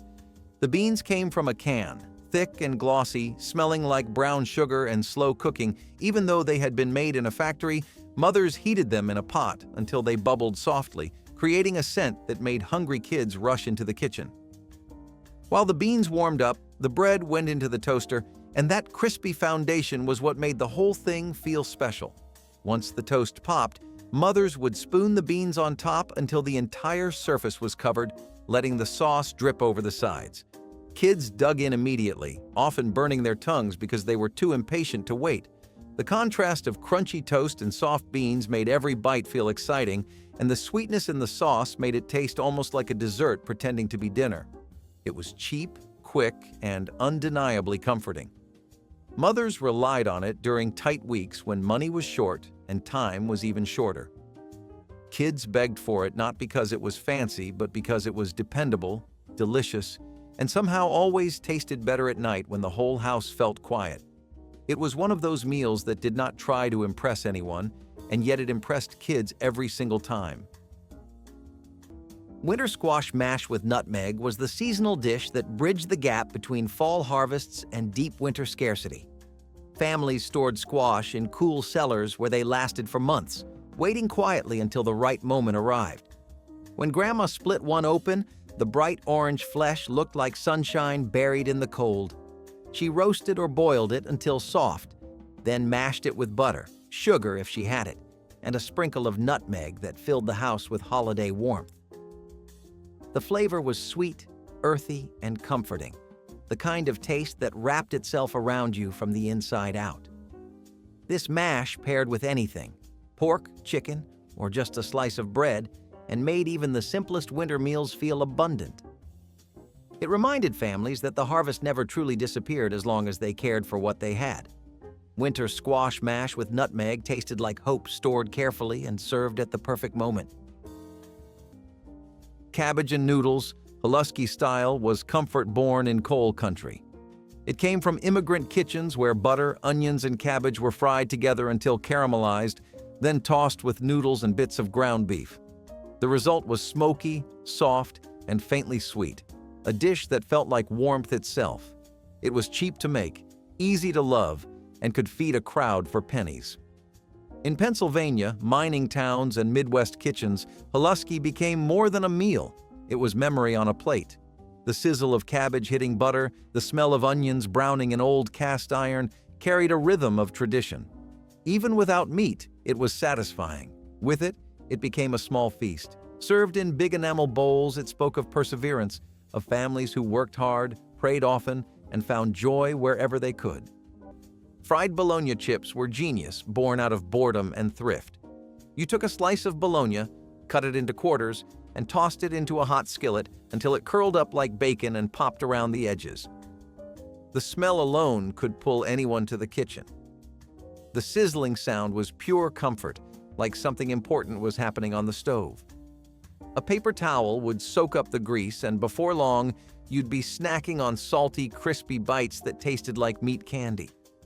It was perfect for game nights, cheap beer, or payday eves when you wanted something crunchy without opening a bag of chips. Some folks dipped them in mustard, others stacked them between white bread with a smear of mayo. It wasn't fancy, it was food that did its job. Fried bologna chips were the working-class answer to bacon, proof that good flavor didn't need a big budget. It was something to look forward to after a long week, and in its own greasy way, it made life taste a little better. Ketchup sandwiches may sound like a joke today, but in the Depression era, they were a quick meal for children and adults alike. With meat out of reach for many, a slice of bread spread thin with ketchup became lunch or even dinner. The tangy, sweet flavor gave the illusion of something more filling, especially when paired with a second slice of bread. Sometimes butter or margarine was added if available, but most of the time it was just bread and ketchup. While humble, it provided calories when little else was around, and children often looked forward to it simply because it tasted different from the usual plain bread. It was also portable, making it an easy option for workers or school lunches. Though it might not sound appetizing now, it kept hunger away for countless families. For many who grew up in the 1930s, ketchup sandwiches became an unforgettable part of their childhood survival. Hot dogs and baked beans were the dinner of choice when you had 5 mouths and $1. This was not about taste. This was about calories. You dumped a can of beans into a pot, sliced up some hot dogs, and let the whole thing simmer until it bubbled like lava in a cartoon. The beans were sweet, sticky, and filled with brown sugar or molasses, depending on the brand or the sale. The hot dogs were sometimes boiled first, but usually not. They were cut into coins and stirred in like meat confetti. You served it with white bread, not because it matched, but because it was there. No plates necessary, just bowls and spoons and the quiet acceptance that this was dinner, again. For some kids, this meal was a treat. For others, it was a warning sign. You knew what kind of week it was by how often it showed up. Still, it filled you up, and that mattered. The salt hit your tongue and stayed there. Even now, you probably remember that smell. Sweet, smoky beans and sizzling hot dogs coming from a chipped pot on a rusty stove. Hamburger rice skillet pie demonstrated the 1960s knack for stretching a pound of meat to feed a crowd. Ground beef was cooked with onions, peppers, and a generous helping of cooked rice before being spread in a skillet or shallow casserole. A biscuit dough topping, brushed with milk for shine, transformed the humble filling into a pie that looked more luxurious than its ingredients suggested. By combining inexpensive rice with a small amount of meat, families could create a dish that was both hearty and economical, perfect for busy weeknights. The biscuit layer soaked up the savory juices as it baked, giving each slice a comforting blend of flavors and textures. Many homemakers wrote this recipe on index cards to keep near the stove because it could be made entirely from pantry staples. Children enjoyed the fluffy crust and mild seasoning, while parents appreciated how it filled plates without emptying wallets. This skillet pie remained a dependable favorite for decades because it embodied practicality without sacrificing taste or warmth at the dinner table. Sloppy Joes on toasted buns were the messy, lovable dinners that 1960s kids acted like they could not live without. The name itself promised a meal where neatness did not matter. Mothers loved that 1 pound of meat could stretch far when mixed with sauce and seasonings. The skillet popped as the beef cooked, and when the sauce hit the pan, the whole house filled with that warm, tangy smell everyone recognized. The buns were lightly toasted to keep them from falling apart. Not that it ever worked. The sandwich dripped, slipped, and made a mess, and that was the entire point. Every bite was comforting and familiar, the kind of food that made a plain evening feel like something to look forward to. Mothers liked how fast and cheap it was, and kids begged for it because it felt like dinner made just for them. Sloppy Joes were childhood joy disguised as dinner. Red pepper winter cabbage fry was the kind of dish that came from gardens long gone quiet under frost, but still managed to show up on the table through planning and memory. Families saved dried red peppers from the warmer months, stringing them up in kitchens where they hung like little sparks waiting for their season to return. When winter settled in and vegetables became scarce, cabbage stayed dependable, sturdy, and patient in the root cellar. Grandma sliced it into shreds, heated bacon grease or whatever fat was left, and tossed it with crushed dried pepper until the pan hissed and filled the kitchen with warmth. The red pepper did not just add heat. It added life, a reminder of summer sun even when the wind howled outside. This dish was quick, cheap, and filling, which made it perfect for families trying to stretch the days between grocery trips. You could feed a whole table with 1 head of cabbage and a handful of peppers, and no one complained because the flavor was loud enough to make you forget how simple the ingredients were. This was winter survival dressed up as comfort, built on the knowledge that nothing should go to waste, and everything could become a meal if you treated it right. And when the plate hit the table, steaming and bright with specks of red, it tasted like determination warmed in a skillet. Cabbage and tomato skillet was what you made when there was nothing left to make. Ground beef, shredded cabbage, canned tomatoes, and onion, fried together until the house smelled like survival. It was not elegant, but it was honest. Every spoonful delivered the bite of pepper and the sweetness of cooked-down cabbage, proof that even a few cheap ingredients could become a family's dinner. This was the food of mill towns, tenant farms, and one-room apartments where every penny mattered. It cooked fast, served plenty, and left almost nothing to clean up. A working mother's blessing. The color alone was cheerful, red and green against the gray of winter. And though no one wrote down the recipe, everyone remembered it. The cabbage and tomato skillet was not about perfection, it was about endurance, the kind that fed both hunger and hope. Steamed raisin pudding was the dessert families turned to when ovens were scarce or unreliable and fruit was precious. Grandma mixed flour, sugar, milk, and a handful of raisins into a batter that did not look like much at first glance. Then she poured it into an old coffee can or tin mold, set it in boiling water, and let steam work its slow magic. The pudding rose into a dense, moist dessert that smelled like holidays even when it was made on ordinary winter days. Raisins provided bursts of sweetness in a dish built from pantry basics. It was warm, comforting, and filling, a dessert created from practicality but remembered for joy. Steamed raisin pudding tasted like the kind of sweetness winter rarely offered freely. And when Grandma lifted the lid and the steam rolled out like a soft white cloud, the whole kitchen filled with a promise of something soothing. Even the smallest slice felt satisfying, settling in the belly with a heaviness that brought comfort instead of burden. Families savored each bite, knowing it came from a recipe born of ingenuity rather than abundance. Depression-era cabbage soup was survival in a pot. It began with water, not stock, and whatever scraps the week had left behind. A ham bone, a heel of onion, a wilted carrot. Cabbage went in by the handful, sliced thin to cook down soft, its sweetness turning broth into something more than it was. Ground beef or sausage might stretch across several meals, browned just enough to flavor the pot before being set aside for tomorrow. People called it soup, but it was more like resilience simmered on the stove. It filled the belly, warmed cold hands, and kept families fed through long winters when the pantry shelves were bare. The taste was humble, peppery, cabbage sweet, sometimes smoky if luck allowed, and yet no one complained. In those days, waste was unthinkable, and gratitude was constant. That pot of cabbage soup was not just dinner, it was hope you could eat. Hamburger stew was the cozy, simmering bowl that brought families together on chilly evenings. Mothers browned a bit of ground meat, then added potatoes, canned vegetables, and broth until everything blended into a rich, hearty mixture. It filled the kitchen with a deep, comforting smell that lingered for hours. Kids loved dipping bread into the broth, soaking every last bit. The stew was simple but full of flavor, warming from the inside out. Mothers made it because it stretched ingredients and fed everyone without effort.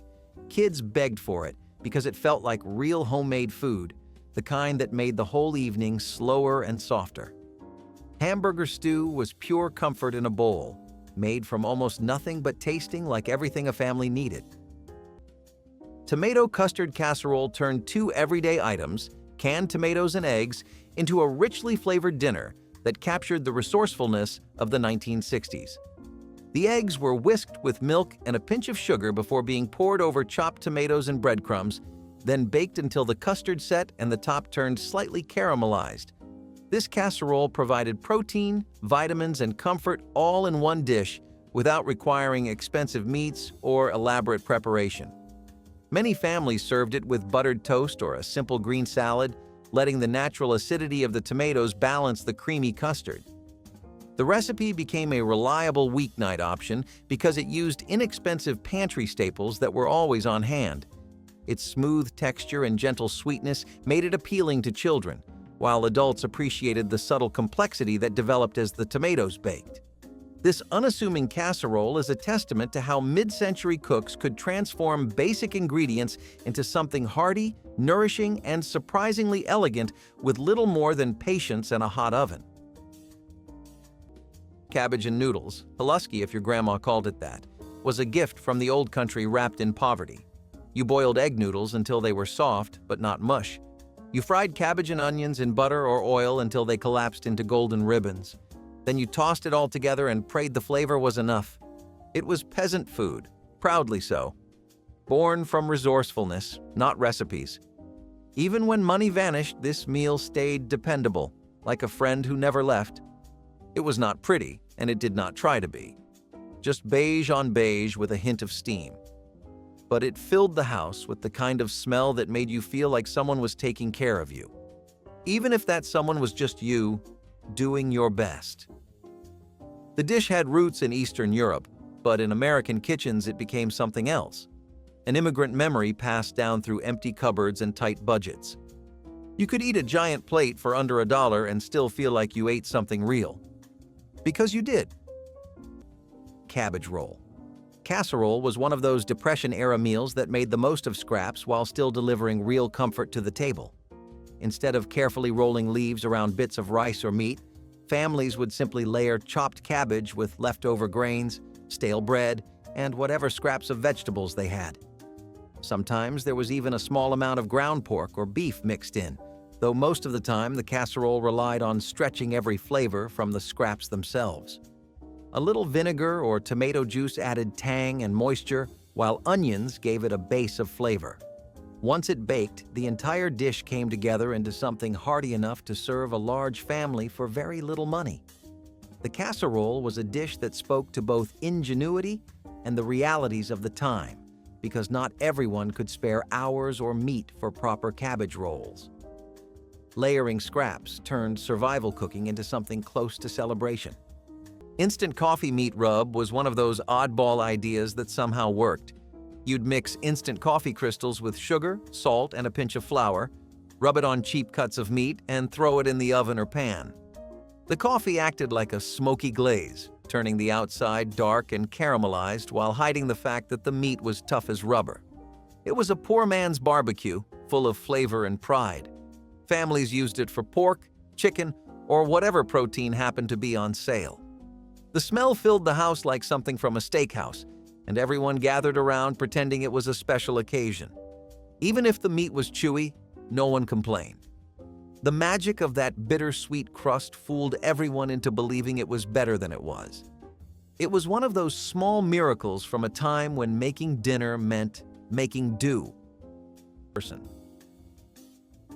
Flour barrels were the throne of every kitchen, the one thing no home could function without. A big barrel of flour in the corner meant security. It meant bread, dumplings, biscuits, and gravies for days. Poor men guarded their flour like treasure because one scoop could mean breakfast for the family. When you opened the lid and saw a fine white cloud rise, it felt like hope itself. Housewives made biscuits on wooden boards, cutting circles with cups when they had no proper tools. Dumplings floated in broth like little clouds, thickening soups that could stretch another night. Flour was also the base for gravy, that golden miracle that turned scraps into feasts.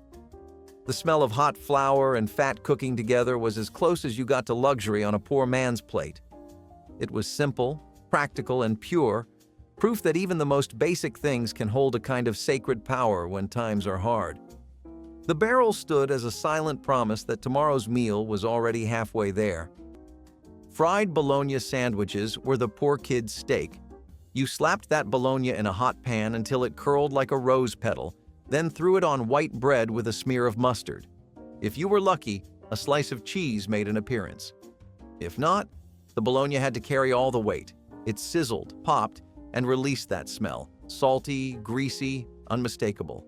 There was always that little charred ring around the edge, a perfect halo of survival. This was not deli meat. This was the cheapest pack in the fridge.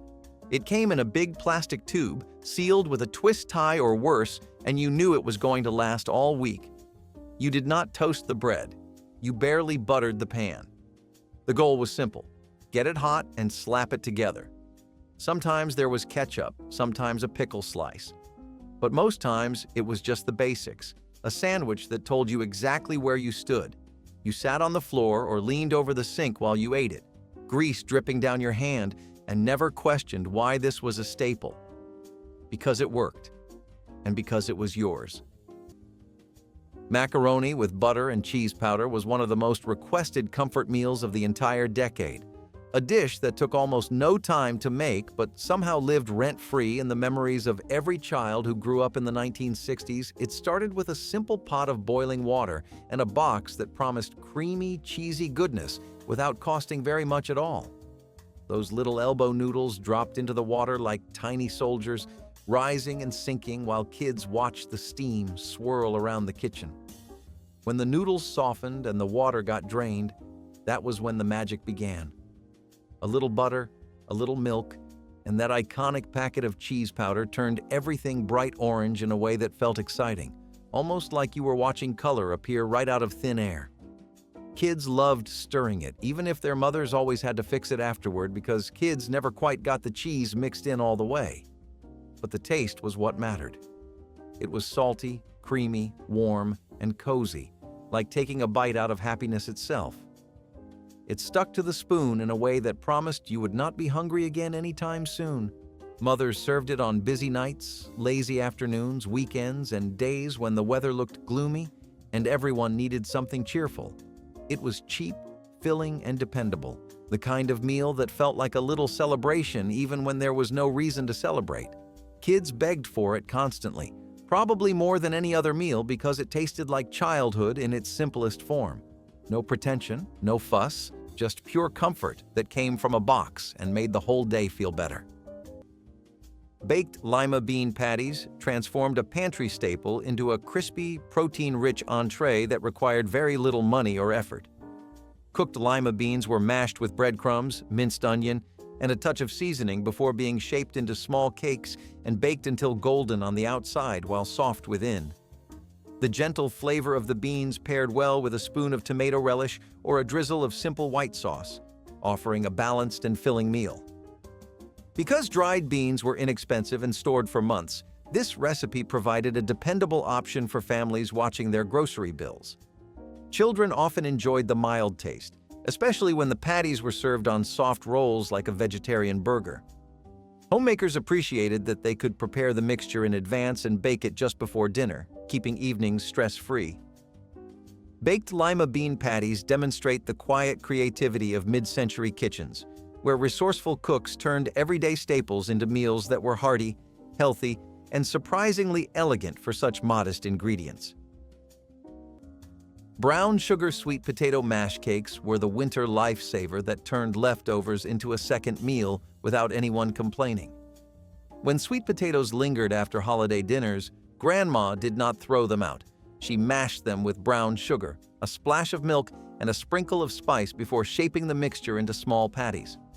They hit the skillet with a soft sizzle, the edges crisping while the centers stayed smooth and warm. These cakes tasted like the echo of a holiday meal, familiar and soothing, as if the season itself refused to let go.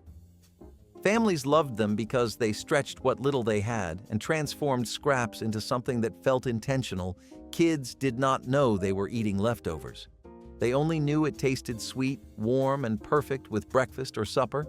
And in winters, when the budget needed to stretch farther than anyone liked to admit, meals like this were a quiet blessing. Brown sugar sweet potato mash cakes carried the memory of abundance into the hard months, reminding families that flavor did not disappear just because the holidays ended. They held on to comfort the same way people held on to each other through long, cold weeks. Ground beef and turnip hash was born in farmhouse kitchens, where turnips were as plentiful as potatoes and just as important. When meat was scarce, women would dice the turnips fine, brown them with onions, and stir in a bit of ground beef for flavor.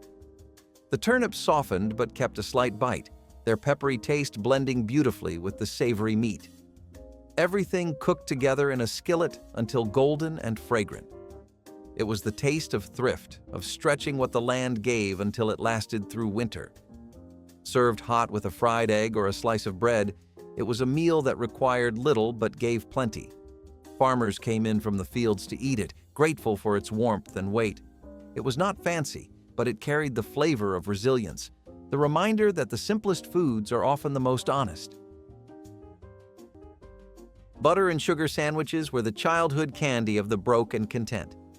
2 slices of white bread, a spread of butter, and a sprinkle of sugar. That was dessert. Kids came home from school hungry, opened the pantry, and made these without asking. Sometimes the butter wasn't real butter, but margarine, slick and sweet just the same. It wasn't fancy, but when you bit into it, the crunch of sugar met the softness of bread in the most perfect way. It was cheap joy in the shape of a sandwich, a moment of sweetness when life was rough around the edges. Parents made them too, not just for kids, but for themselves, because a bite of that sugar and butter sandwich tasted like nostalgia. It reminded them that even when the world felt out of reach, they still had bread, sweetness, and a reason to smile. Homemade crackers were one of the simplest yet most practical foods people baked during the Depression. With store-bought crackers and snacks out of the question, families turned to flour, water, and a pinch of salt or lard to make thin crisps. Rolled flat and baked until golden, they provided crunch and variety in a diet that was otherwise dominated by soft, starchy foods. Often, children would snack on them plain, while adults used them to stretch soups, broths, and thin stews. They could be topped with whatever was on hand, from drippings to a smear of carrot marmalade, but even alone they were satisfying in their simplicity. Families appreciated how they required little fuel and ingredients, and they became a staple for households that could not afford bread every day. Homemade crackers reflected resilience, showing how even the most basic pantry items could be transformed into something useful. They were not glamorous, but they were dependable, which is exactly what people needed most. Liver and onions were the meal that tested your strength. This was not a dinner kids begged for. It was one you survived. A plate of pan-fried beef liver, dark and dense, smothered in soft, translucent onions that were supposed to make it taste better. The smell alone was enough to make you gag. But liver was cheap, it was full of nutrients, and it was not rationed like other cuts during wartime. So you ate it. You cut tiny pieces and tried to swallow without chewing. You drowned it in ketchup or mustard, anything to make it go down faster. Your parents called it good for you. You called it punishment. But there it was, week after week, staring back at you from a chipped plate, while the onions slid around like ghosts. And if you finished it, you felt like you had won something. You had not. But you felt that way. And sometimes, that was enough. Tomato soup with grilled cheese was the rainy day classic that never failed to make kids feel warm from the inside out. The moment a storm cloud rolled in, kids would start hoping their mothers would make this exact combo because nothing else matched the feeling of dipping a buttery sandwich into a bowl of steaming soup. The soup usually came straight from a can, cheap and dependable, mixed with water or milk to make it smoother. As it heated, the rich tomato smell filled the room, promising comfort before you even took the first bite. Meanwhile, the grilled cheese sizzled in a pan, the bread crisping in butter until it turned that perfect shade of golden brown. When the cheese melted completely, stretching in strings when you pulled the sandwich apart, you knew dinner was going to be perfect. Kids could barely wait for the soup to cool down before dipping the sandwich into it, soaking up all that warmth and flavor in one bite. It was simple, cheap, and so easy that mothers could make it even on their most exhausted days. But it never felt tired or ordinary. It felt like kindness in a bowl. It tasted like being taken care of. Kids begged for this meal because it felt like a warm hug, the food equivalent of being wrapped in a blanket while the world outside stayed cold and gray. It was childhood comfort at its absolute best. Hot water cornbread stew thickener was one of those quiet winter tricks families relied on long before anyone wrote down a recipe. When the weather turned sharp and the pantry looked emptier than anyone wanted to admit, a skillet of hot water cornbread could stretch a pot further than flour ever could. Grandma would crumble the leftover pieces right into the bubbling stew, letting them dissolve slowly until the broth thickened into something rich and hearty. It was a method passed down through instinct, never measurement. The cornbread added body, warmth, and a flavor that made a plain pot taste like something you had planned for instead of something you simply managed to get by with. Families who worked long hours needed meals that filled you up and held you steady, and this trick did exactly that. It turned thin broth into real food and turned a small amount of ingredients into something that could feed a whole table. This was winter cooking at its most honest, the kind where you turned what you had into something comforting without asking for anything extra. And when everyone sat down with steaming bowls wrapped in their hands, nobody thought about scarcity. They thought about the way the stew clung to the spoon, the way it warmed the chest, the way it made a cold night feel survivable. Hot water cornbread stew thickener was never fancy, never written, and never forgotten by anyone who grew up on it. It tasted like resilience shaped into a meal. Molasses jugs were the sweetness in a bitter life. Cheap and long-lasting, molasses could turn the plainest meal into something special. You could drizzle it on cornbread, stir it into beans, or mix it with hot water for a makeshift tea. It had a deep, smoky sweetness that tasted like comfort itself. Poor families loved it because it was cheaper than sugar and lasted 10 times longer. A single jug could see a household through months of tight times. Kids dipped biscuits in it, farmers used it to sweeten their coffee, and mothers poured it into cakes when they wanted to feel fancy.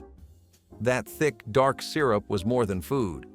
It was memory in liquid form.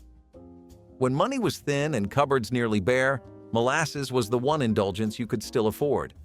It reminded people that joy could still exist in small, sticky spoons. Cornmeal dumplings in broth were one of those Depression-era tricks that turned the most modest soup into something that felt like a meal. Flour and wheat were often expensive, but cornmeal remained relatively cheap and widely available. Families would mix cornmeal with water and a little salt to form a simple dough, shaping it into small balls and dropping them into a pot of thin broth. The broth itself could be made from vegetable scraps, meat bones, or even just salted water, but once the dumplings simmered and swelled, the dish felt hearty. Mothers often relied on this trick to stretch a single pot into enough servings for large families. Children loved the dumplings because they had a soft, chewy texture, almost like a treat floating in their soup. Adults valued the filling quality, which helped stave off hunger when no second helpings were possible. Cornmeal dumplings showed the ingenuity of turning something inexpensive and basic into comfort food. In many households, this dish became a staple, remembered later not for its luxury, but for the way it managed to make empty cupboards feel just a little less empty. Cabbage soup was the dinner of last resort, but it never let you down. You took a head of cabbage, chopped it rough, and threw it into boiling water or broth. Add onions, add carrots, add whatever vegetables you could scrounge from the crisper. The broth was thin, sometimes flavored with a bouillon cube, sometimes just salt and pepper. But it filled the house with steam and the smell of something cooking, something real. You served it in big bowls, sometimes with bread, sometimes without. It was watery. It was plain, but it was warm, and it kept your belly full. Some families made it with a little ground meat or sausage if they had it. Most just leaned on the cabbage and hoped it stretched far enough. It was not the kind of soup you bragged about. But it was the kind you remembered, because it showed up when there was almost nothing left. Baked ham slices with pineapple rings were the simple, budget-conscious way mothers brought a little holiday spirit to an ordinary night. Instead of buying a whole ham, which was far too expensive for many families, they used thin slices that cooked quickly and filled the kitchen with a rich, salty smell. The pineapple rings made everything feel festive, their syrupy sweetness soaking into the ham as it baked. Kids loved how bright and cheerful the dish looked, the glossy fruit sitting right on top like something out of a magazine. Mothers loved how easy it was, just a few ingredients layered on a pan and placed into the oven. When it came out bubbling and golden at the edges, it felt like a celebration even when nothing special was happening.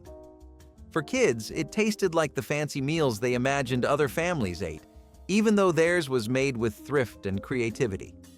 It was proof that you could turn something inexpensive into something joyful with almost no effort. Sweet onion and potato ragu was the kind of winter dish that proved you could build comfort from almost nothing if you knew how to treat the ingredients right. Potatoes lasted through months of cold when stored properly, and sweet onions kept their flavor long after other vegetables disappeared. Grandma sliced them thin, letting them melt together slowly in a pot of butter or leftover drippings until everything softened into a thick, savory stew. The sweetness from the onions balanced the earthiness of the potatoes, creating a dish far more satisfying than the simple ingredient list suggested. Families ate it beside cornbread, poured it over rice, or ladled it into bowls on nights when the weather outside seemed endless. It tasted like warmth built from patience. This ragu belonged to a time when creativity mattered as much as groceries, and nothing in the pot was ever wasted. Sweet onion and potato ragu was the kind of winter meal people remembered not because it was fancy, but because it made long nights feel safer and homes feel fuller. Cabbage and apple skillet was the unexpected pairing that somehow made perfect sense. Sliced apples softened alongside shreds of cabbage in a cast-iron pan, their sweetness blending with a touch of vinegar and the salt of whatever meat was available, often bacon ends or bits of beef. The result was a balance of tart and savory, sweet and smoky. It filled the home with a smell both sharp and comforting, like the promise of something good on a lean day. This dish belonged to families who used what they had, turning orchard fruit and garden cabbage into something memorable. Served alongside bread or potatoes, it brought a little color and cheer to the gray months of winter. Cabbage and apple skillet was not just food. It was proof that frugality could still taste like care, and that even hardship had room for warmth. Powdered cheese rice came straight from the era of boxed dinners and instant fixes. When the macaroni ran out but that bright orange packet of cheese dust was still sitting in the box, you made do. You'd toss it into a pot of leftover rice with a splash of milk or margarine, stir until everything turned creamy, and serve it like it was gourmet. It was the taste of the 1980s on a budget. Salty, neon orange, and undeniably satisfying. Parents knew it would fill stomachs fast, and kids didn't know they were eating leftovers dressed up as something special. You could stretch one box of mac and cheese into 3 nights of dinners if you were smart about it. That glowing cheese powder had a power of its own. It made anything feel a little indulgent, even plain rice. Powdered cheese rice was comfort disguised as convenience, a hack born from necessity and nostalgia. Potato rarebit was one of the Depression's clever ways to make potatoes feel more special than they were. The base idea was to take mashed or sliced potatoes and top them with a thin sauce of cheese, milk, and spices. Cheese was often scarce, so the sauce was made with very small amounts stretched as far as possible, sometimes even flavored with mustard to give it more punch. The result was a dish that felt rich and indulgent, even though it used little more than potatoes and scraps of cheese. Families would bake or broil it to give the top a golden crust, making it even more appealing. It was filling, cheap, and versatile, perfect for serving a large family. Children especially loved when potatoes got transformed this way, since it was a rare chance to enjoy something creamy and flavorful. Potato rarebit may not be common today, but it was beloved back then. Rice and gravy was the meal that whispered, "We made it work," after a long, hungry day. Plain white rice, nothing more than starch and steam, was cooked in big pots that never emptied as fast as you thought. And the gravy? That was magic. You scraped the bottom of the meat pan, mixed the fat and flour, maybe some milk if you were lucky, and stirred until it thickened. There was no meat, not really, just the memory of it. But the gravy carried the flavor like a story passed down from better times. You poured it over the rice and watched it disappear into the grains, turning white into brown, bland into bold. It was hot, heavy, and exactly what you needed. Sometimes there was no salt, sometimes no butter, but always the same bowl, the same spoon, the same quiet hope that tomorrow's meal would be more. Rice and gravy was not flashy, it was not celebrated, but it showed up and it stayed.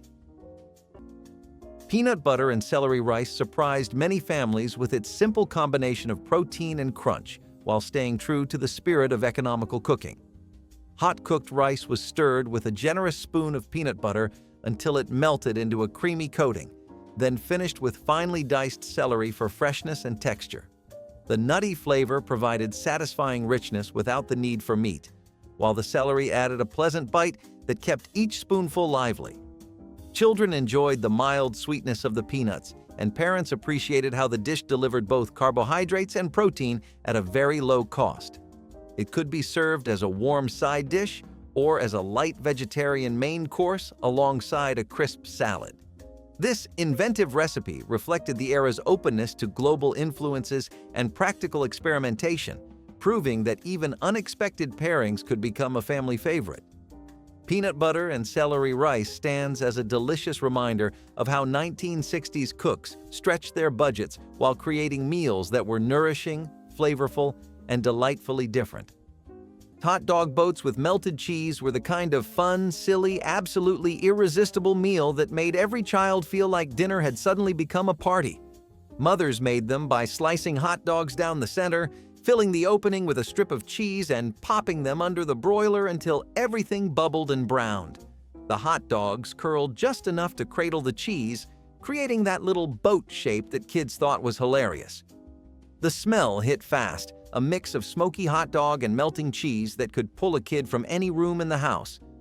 Mothers loved them because they were cheap, easy, and guaranteed to make even the pickiest eater happy. Kids loved them because they felt playful, almost like something from a carnival. The cheese would stretch when you took a bite, and sometimes it would drip down the side in a way that made dinner feel like an adventure. Served with a little ketchup or mustard, these boats were a masterpiece of budget cooking that tasted far richer than they really were. Kids begged for them constantly because they made dinner fun, filling, and unforgettable. They were one of those meals that captured exactly what it felt like to grow up in the 1960s. Simple joys, simple ingredients, and memories that last a lifetime. Hot grits with bacon drippings were the winter breakfast that kept families warm long before the sun climbed up over the rooftops. Grits were cheap, filling, and dependable, which made them perfect for cold seasons when the body needed something hearty to face the day. Grandma saved every spoonful of drippings from the skillet, pouring them into a jar she kept near the stove like it was treasure. When the water boiled and the grits began to thicken, she added a little scoop of those drippings, stirring slowly until the pot turned creamy and rich. The smell alone was enough to pull children from warm beds. This breakfast did not need anything fancy. The flavor came from the memory of yesterday's meal and the promise of today's strength. It tasted like warmth you could hold in your hands, the kind that spread through your chest and made winter mornings feel possible. This was not restaurant food. This was real food made by people who understood how to stretch flavor across days. Hot grits with bacon drippings tasted like comfort, resourcefulness, and the quiet determination to start the day with something good. Old-fashioned stuffed peppers were a triumph of economy. Bell peppers, once cheap and plentiful, became edible bowls for a mix of rice, ground beef, and tomato sauce, the holy trinity of Depression-era kitchens. They baked slowly until the peppers softened and the filling fused into a single, savory heart. The smell of it meant Sunday had arrived, a day when the family gathered and ate together no matter what the week had been. For many, it was the closest thing to celebration they could afford. Colorful, hearty, and proud. Each pepper stood upright in the pan like a promise kept. No one would go hungry tonight. Some cooks added breadcrumbs or leftover vegetables to stretch it further. The result was always the same, a meal that filled the stomach and comforted the soul. Stuffed peppers were proof that creativity was as essential as any ingredient. Cold spaghetti sandwiches were the proud invention of leftovers and late nights. You'd open the fridge, see a bowl of yesterday's spaghetti, and realize that bread was the only thing left. So you'd scoop the cold noodles right onto the bread, fold it over, and take a bite. It was messy, chewy, and surprisingly satisfying. The sauce soaked into the bread, turning it into something that didn't need reheating or plating. It became a classic among factory workers, college kids, and tired parents who didn't have the energy to reheat a pan. It might have looked ridiculous, but it worked. It was dinner without dishes. Cold spaghetti sandwiches were proof that comfort food doesn't have to make sense. It just has to make you full. Prune Whip was one of the Depression's simplest yet most surprising desserts. Prunes, being affordable and long-lasting, became a pantry staple, especially in rural areas. To make Prune Whip, stewed prunes were mashed and folded into whipped egg whites, creating a fluffy, airy dessert that felt far richer than its ingredients suggested. Sweetened with a little sugar if available, it became a favorite treat for children who rarely saw sweets at all. Parents valued it for stretching a small amount of fruit into enough dessert for the whole family. Served in bowls or even glasses, Prune Whip looked fancy, adding a sense of celebration to otherwise plain meals. It was often reserved for Sundays or special occasions, giving families something to look forward to. Though forgotten today, Prune Whip symbolized Depression-era ingenuity, turning a single affordable fruit into a dessert that carried joy. In the toughest of years, it proved that even hardship could be softened with sweetness. Eggplant Parmesan casserole gave budget-minded families a taste of Italian-inspired comfort without the cost of imported ingredients. Slices of eggplant were lightly breaded, quickly browned in a skillet, and layered with canned tomato sauce, dried oregano, and a modest sprinkle of grated cheese. Baked until the sauce bubbled and the cheese melted, the dish emerged fragrant and hearty, ready to feed a hungry household. Because eggplant was plentiful in late summer and canned tomatoes were available year-round, the recipe fit perfectly into a thrifty meal plan. Many 1960s home cooks discovered it through community cookbooks that encouraged vegetable-centered dinners when meat prices rose. Served with a side of spaghetti or crusty bread, it felt festive enough for company while staying within a modest budget. The mild flavor of the eggplant absorbed the savory sauce beautifully, making each bite satisfying without the need for heavy amounts of cheese or meat. Eggplant Parmesan casserole quickly became a reliable favorite for families eager to stretch their food dollars while still offering something warm and flavorful. Peanut butter and banana sandwiches were the sweet, sticky, unbelievably satisfying snacks that kids begged for the moment they walked through the door after school. There was something almost magical about how two basic ingredients could turn into a treat that felt both fun and filling. Mothers loved making them because they required no cooking, no cleanup, and almost no money. Just slice a banana, spread the peanut butter thick enough that the bread stuck to your fingers, and press it all together. The moment you took a bite, the peanut butter glued everything together in that slow, chewy way that made kids talk funny until they swallowed. The bananas added just the right amount of sweetness, almost like having dessert disguised as a sandwich. Some kids liked the bread soft, others liked it lightly toasted so the peanut butter melted a little into all the corners. No matter how it was served, it always tasted like the kind of snack that made bad days better and good days even more exciting. It was also the perfect fuel for running outside to play, riding bikes, or disappearing into the backyard until dinner. Mothers loved that it kept kids full without stretching the grocery budget in any painful way. It was cheap, healthy enough for the time, and comforting in a way that never seemed to get old. These sandwiches tasted like childhood freedom, like being able to run barefoot without a care in the world. And that is exactly why kids begged for them, day after day, like it was the best invention anyone had ever come up with. Fried leftover dressing cakes were the second life of holiday leftovers, transformed in a skillet until the edges crisped into pure comfort. After the big meal was over and the dressing sat cold in the refrigerator, Grandma shaped it into small patties with steady hands. She placed them into a hot pan, letting them sizzle until a golden crust formed. Inside, they stayed soft and savory, carrying every flavor from the holiday feast. These patties were often eaten for breakfast or supper, proving that good food did not need to be wasted or forgotten. In winter, when money was tight and creativity mattered, this dish felt like a small victory. Fried leftover dressing cakes tasted like traditions stretched one more day. Ground beef and oat loaf was the Depression's answer to meatloaf on a budget. When breadcrumbs were too dear, rolled oats stepped in, binding the meat and stretching it twice as far. Mixed with egg, onion, and a thin smear of tomato, it baked into a dense, hearty loaf that filled the kitchen with warmth. Each slice was firm and chewy, rich with the taste of hard work and determination. Served with mashed potatoes or a spoon of gravy, it gave families a sense of dignity. Real food, real effort, no waste. It was a meal of quiet pride, the kind that reminded people they could make do and still make something good. Even cold the next day, it tasted like comfort, its edges slightly sweet from the caramelized glaze. In every crumb was the story of making a little go a long way, and doing it with grace. Peanut butter bread pudding was the dessert you made when every sweet thing in the house was gone, but no one wanted to end dinner on an empty note. You'd tear up old bread, pour over a mix of milk, sugar, and a few spoonfuls of peanut butter, then bake until the top turned golden and sticky. The smell filled the house like a warm blanket. It was thick, sweet, and rich enough to make you forget how cheap it was. No one wasted bread back then. It was too precious.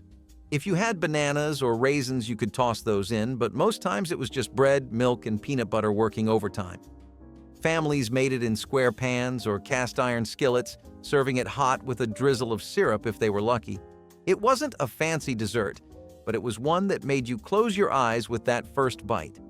Peanut butter bread pudding was poor folks' decadence, a taste of comfort that didn't cost a dime extra.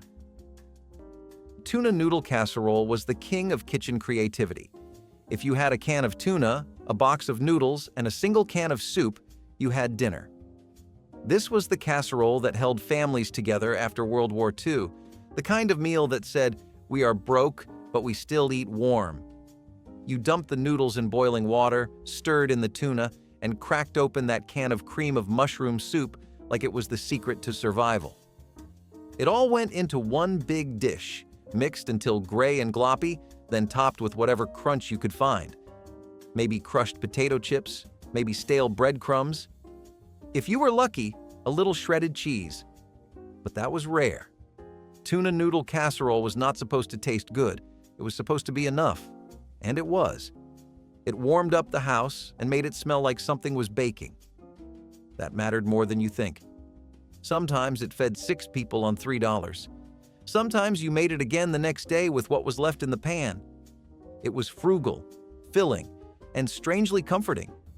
And if you grew up poor, it probably sat in front of you more times than you care to admit, steam rising off the top like it was proud to be what it was. Buttermilk potato pancakes were a beloved solution for leftover mashed potatoes and a shining example of kitchen thrift in mid-century America. Cold mashed potatoes were combined with tangy buttermilk, a beaten egg, and a bit of flour to create a batter that fried up into golden cakes with crisp edges and fluffy centers. Served hot from the griddle, these pancakes paired beautifully with applesauce, sour cream, or a simple sprinkle of salt and pepper. The recipe offered a new life to yesterday's potatoes, ensuring that nothing in the kitchen went to waste. Families welcomed the comforting aroma that filled the house as the pancakes cooked, making even an ordinary weeknight feel special. They were hearty enough to stand alone as supper, but also worked well alongside a small slice of ham or a bowl of vegetable soup. Easy to make and quick to cook, these pancakes became a regular part of many 1960s dinner rotations and remain a reminder that frugality can be delicious when handled with care and creativity. Hamburger hash was the skillet miracle that made every child in the house sprint to the kitchen the moment they smelled it cooking. Mothers made it by combining ground beef, diced potatoes, onions, and whatever seasonings they had on hand, stretching a small amount of meat into a meal that fed everyone without costing much. The potatoes would brown slowly, getting crisp on the edges and soft in the middle, while the onions melted down into something sweet and perfect. The beef sizzled alongside everything, creating this savory blend that filled the entire home with a smell that no hungry kid could resist. It was a one-pan treasure, the kind of meal that made the kitchen feel warm and alive. Kids loved it because every spoonful felt different. Some bites more potato, some more meat, some deliciously heavy on onion. It was the kind of dish you could pile high on a plate and still go back for seconds, even thirds if you were lucky. Mothers liked that it stretched ingredients, saved money, and kept stomachs full for hours. Many families added ketchup, some added gravy, some ate it exactly as it came out of the pan. There was no wrong way to enjoy hamburger hash. It was cozy, hearty, and the definition of comfort food long before that phrase became trendy. Kids begged for it because it tasted like home in the most uncomplicated way possible, like the kind of dinner that made the whole family sit together without any fuss. It was simple, cheap, and unforgettable, which is exactly why it became a quiet legend in so many 1960s homes. Winter bean pot with cracked corn was one of those slow-cooked meals that sat on the back burner all day, filling the house with a deep, steady warmth that felt almost like a blanket. Beans were the backbone of many winter diets because they were inexpensive, stayed fresh for months, and grew richer the longer they cooked.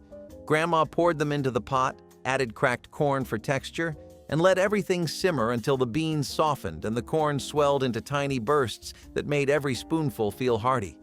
A ham bone or piece of salt pork sometimes joined the mix if one was available, but the meal stood strong even without it.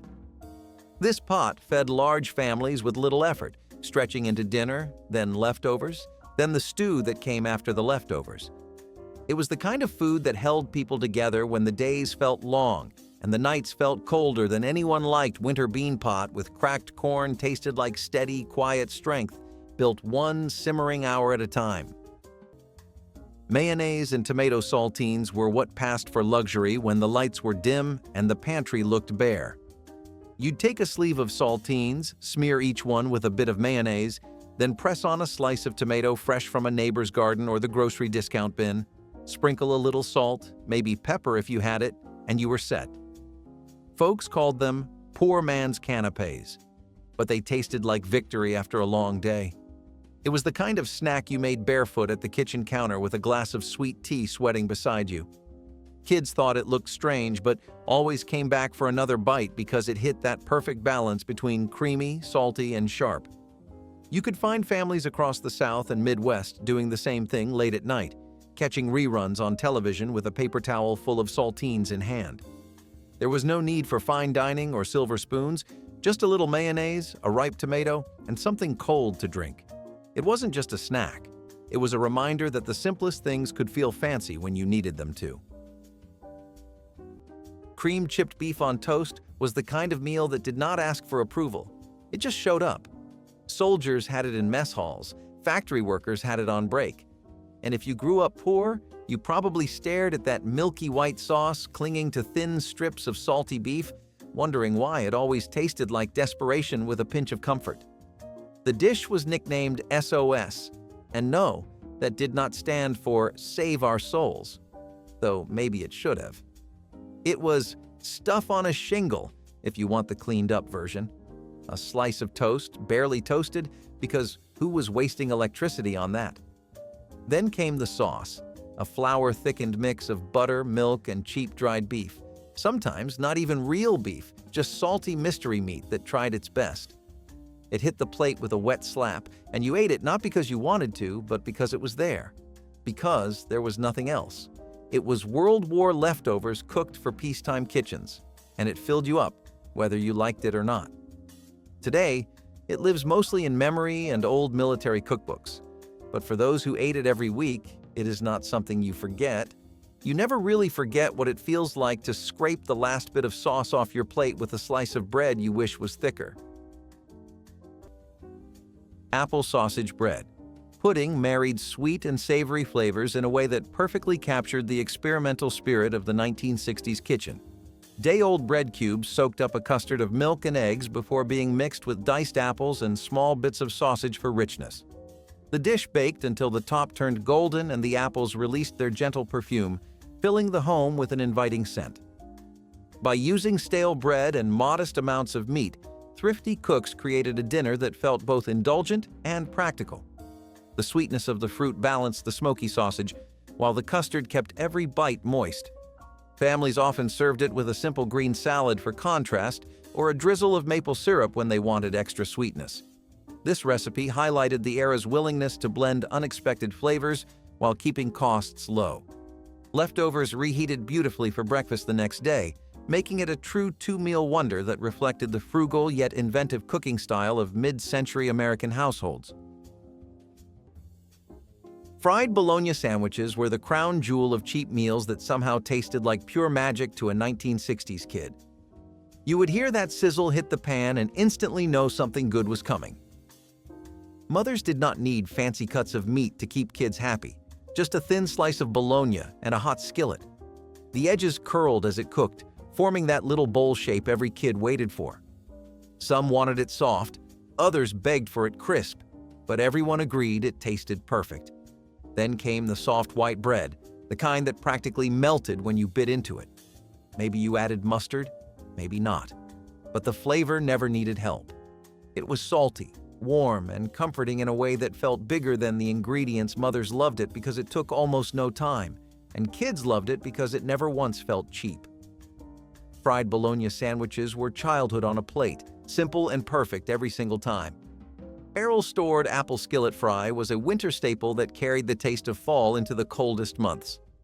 Apples stored in barrels softened over time, but Grandma knew how to revive them.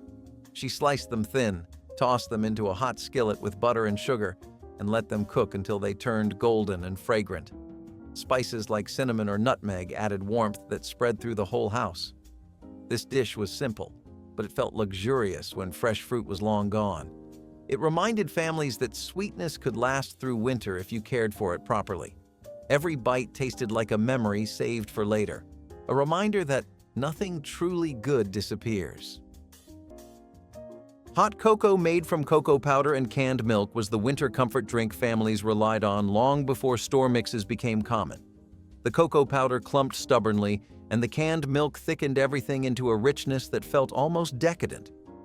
Grandma whisked the pot slowly, sweetening it with sugar or syrup depending on what was available. The drink steamed in mugs, warming hands that had been cold all day. Kids sipped it slowly, letting it coat their tongues with chocolate that tasted deeper than anything that came from modern packets. This cocoa carried the weight of winter evenings, the quiet moments after chores were done, the warmth that reminded everyone that home was a refuge. It tasted like tradition, resourcefulness, and love poured into a cup. And long before store shelves filled with instant mixes and flavored powders, this simple drink made children feel like they were sharing in something special, something that belonged only to the family. When the wind howled outside and the fire crackled low, this cocoa turned a quiet night into a memory, its sweetness settling deep enough to stay with you for years. Fried saltines were the unofficial snack of the broke, hungry, and resourceful. Crackers were cheap and always around, and all you needed was a skillet with a bit of oil. You'd toss in a handful of saltines, let them pop and crisp up, then dust them with salt or pepper, or sometimes just eat them plain and hot. The result was something so simple it almost felt like a secret. The crunch was addictive, the smell buttery even when no butter was used. People made them late at night after long shifts, when dinner had been a memory hours ago. Fried saltines made you feel like you were treating yourself, even though you were just stretching the last crumbs of the pantry. It was survival food disguised as a snack, and it kept more people fed than you'd think. Boiled turnip tops were a staple born of necessity, proving that even the green leaves most people might throw away could keep families alive. Turnips were affordable, hardy vegetables that grew well in poor soil, and when their roots were harvested, the greens were never wasted. Women would wash and boil the tops in a simple pot of water, sometimes seasoning only with a pinch of salt if they had it. The greens cooked down into a soft, bitter but nutritious dish that helped fill stomachs when nothing else was available. Occasionally, if there was bacon fat or lard to spare, the leaves would be flavored more richly, but most of the time it was plain boiled greens. Children often disliked the taste, but parents insisted, knowing the vitamins were essential in years when fresh vegetables were rare. For many rural households, boiled turnip tops became a daily food, reminding them of how survival depended on using every single part of the harvest. Fish sticks and macaroni and cheese was the dinner you got when your mom had $5, 20 minutes, and nothing left to give. The fish sticks came from the freezer aisle, packed in a cardboard box with a picture that made them look golden and crispy, but never did justice to the soggy reality. You lined them on a baking sheet and hoped they would brown, even though the oven was spotty and the heat uneven. Then came the macaroni, bright orange and neon from a powdered cheese packet, boiled until it was soft enough to forget where it came from. You stirred the cheese in with butter, or maybe just milk if the butter was gone. And there it was, a plate that was hot, fast, and filling. You did not question if the fish was really fish. You dipped it in ketchup or tartar sauce and made peace with the crunch or the lack of it. The macaroni clung to your fork like it knew its job was to comfort. This was a Thursday night meal, a "we'll go shopping tomorrow" meal, a "you're still growing" meal. It was not gourmet, but it was enough. Enough to fill you. Enough to get by. Velveeta potato bake was the crown jewel of the comfort table in the 1980s, and it didn't take much to make. Just a few peeled and diced potatoes, a splash of milk, and a handful of bright orange Velveeta cubes that melted into creamy gold. The whole dish bubbled and hissed in the oven, turning every corner of the house into a buttery, cheesy paradise. When you opened the oven door, the smell hit first. Rich, warm, and unmistakably fake, but somehow perfect. The top browned slightly while the middle stayed soft and gooey, thick enough to scoop but smooth enough to melt on your tongue. Families brought it to church potlucks and Sunday lunches, always disappearing before anything else on the table. It was the definition of cheap cooking done right, the kind of dish that cost a few dollars but felt like a treat. Kids thought it was fancy, parents knew it was survival. Velveeta potato bake didn't pretend to be healthy or refined. It was comfort in its purest form. It was a casserole made with love and necessity, proof that a block of cheese could turn poverty into pride. Mock banana pudding was the sort of dish that showed just how inventive Depression-era cooks could be when real ingredients were simply out of reach. Bananas, once imported luxuries, quickly became too expensive for families to buy. To make up for it, people leaned on banana extract, which could be purchased cheaply and used sparingly to add flavor, layered with homemade custard, when eggs and milk could be spared, and stacked between vanilla wafers or leftover bits of stale cake. The pudding felt surprisingly close to the original. Families would chill it in an icebox if they had one, though often it was served warm right from the stove. For children, it was a rare treat that offered the illusion of a fruit dessert, even if no fresh fruit was present. In many homes, mock banana pudding became a stand-in for celebration desserts, stretching scarce supplies into something families could still enjoy together, and for many, it carried the sweetness of hope itself. Sloppy Joes were chaos in a bun. They were sweet, tangy, sticky, and somehow always managed to spill no matter how carefully you ate them. This was not just a school lunch special. It was dinner for anyone trying to make a pound of ground beef stretch to its limits. The sauce was ketchup, sugar, vinegar, and maybe a splash of Worcestershire, if your family had that kind of spice rack. You browned the meat, dumped in the sauce, stirred it until it bubbled, then plopped it on the cheapest hamburger buns you could find.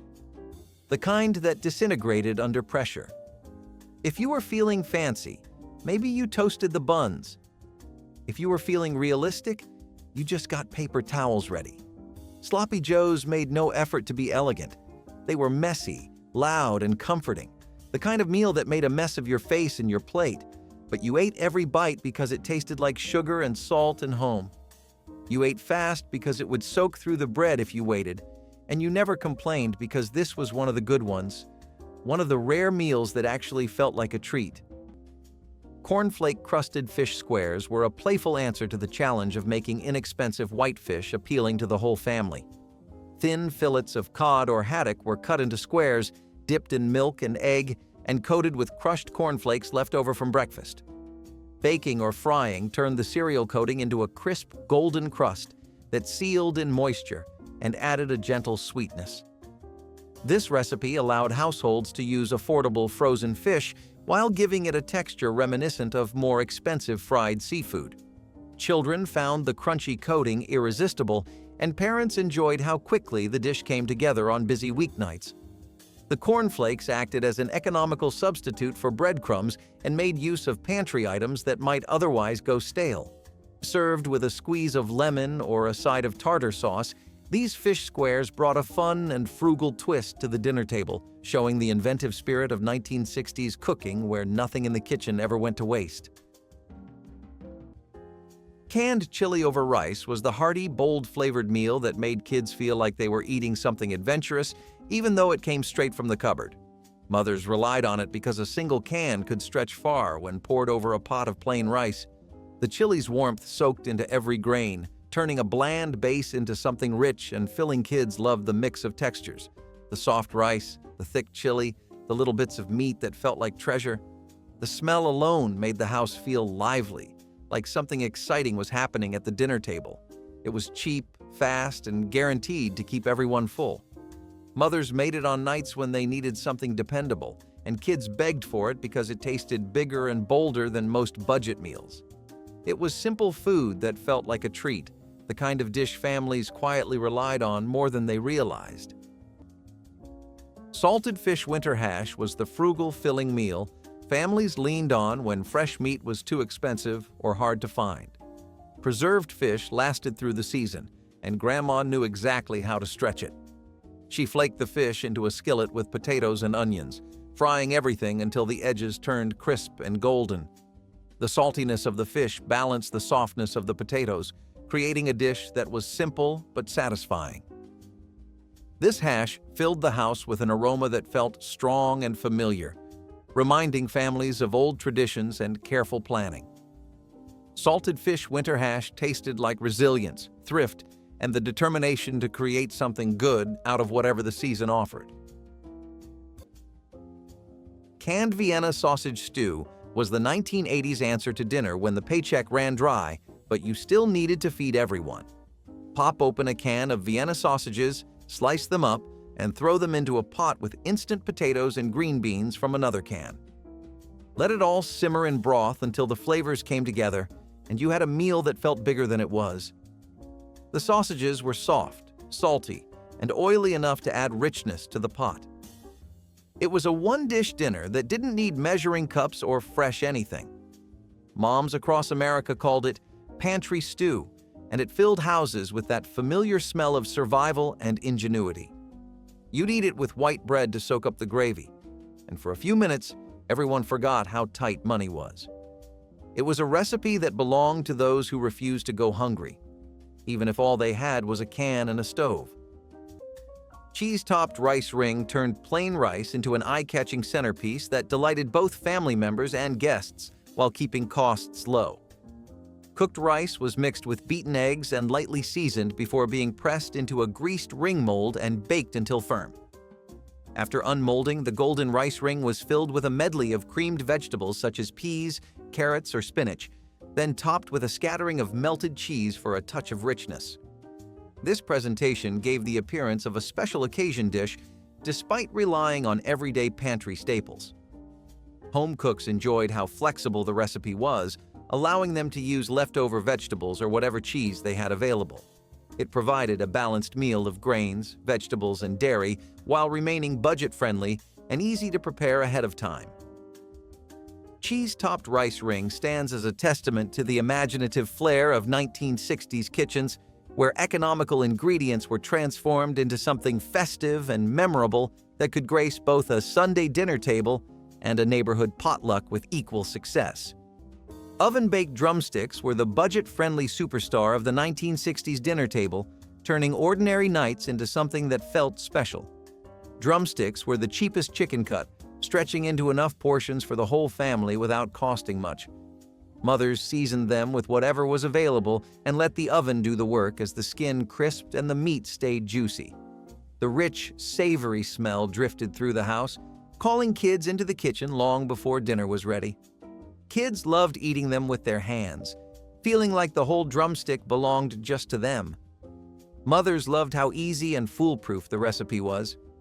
When the tray came out, golden and tempting, kids devoured them with excitement. Simple but joyful, oven-baked drumsticks proved that the best meals did not need to be fancy to feel like a feast. Pickled watermelon rinds turned what many would throw away into a sweet, sour preserve that families treasured during the Depression. When fresh fruit was too precious to waste, thrifty homemakers saved the tough white rind of watermelons. These rinds were boiled with sugar, vinegar, and spices until they softened and took on a tangy sweetness. Stored in jars, they became both a condiment and a dessert, brightening up otherwise bland meals.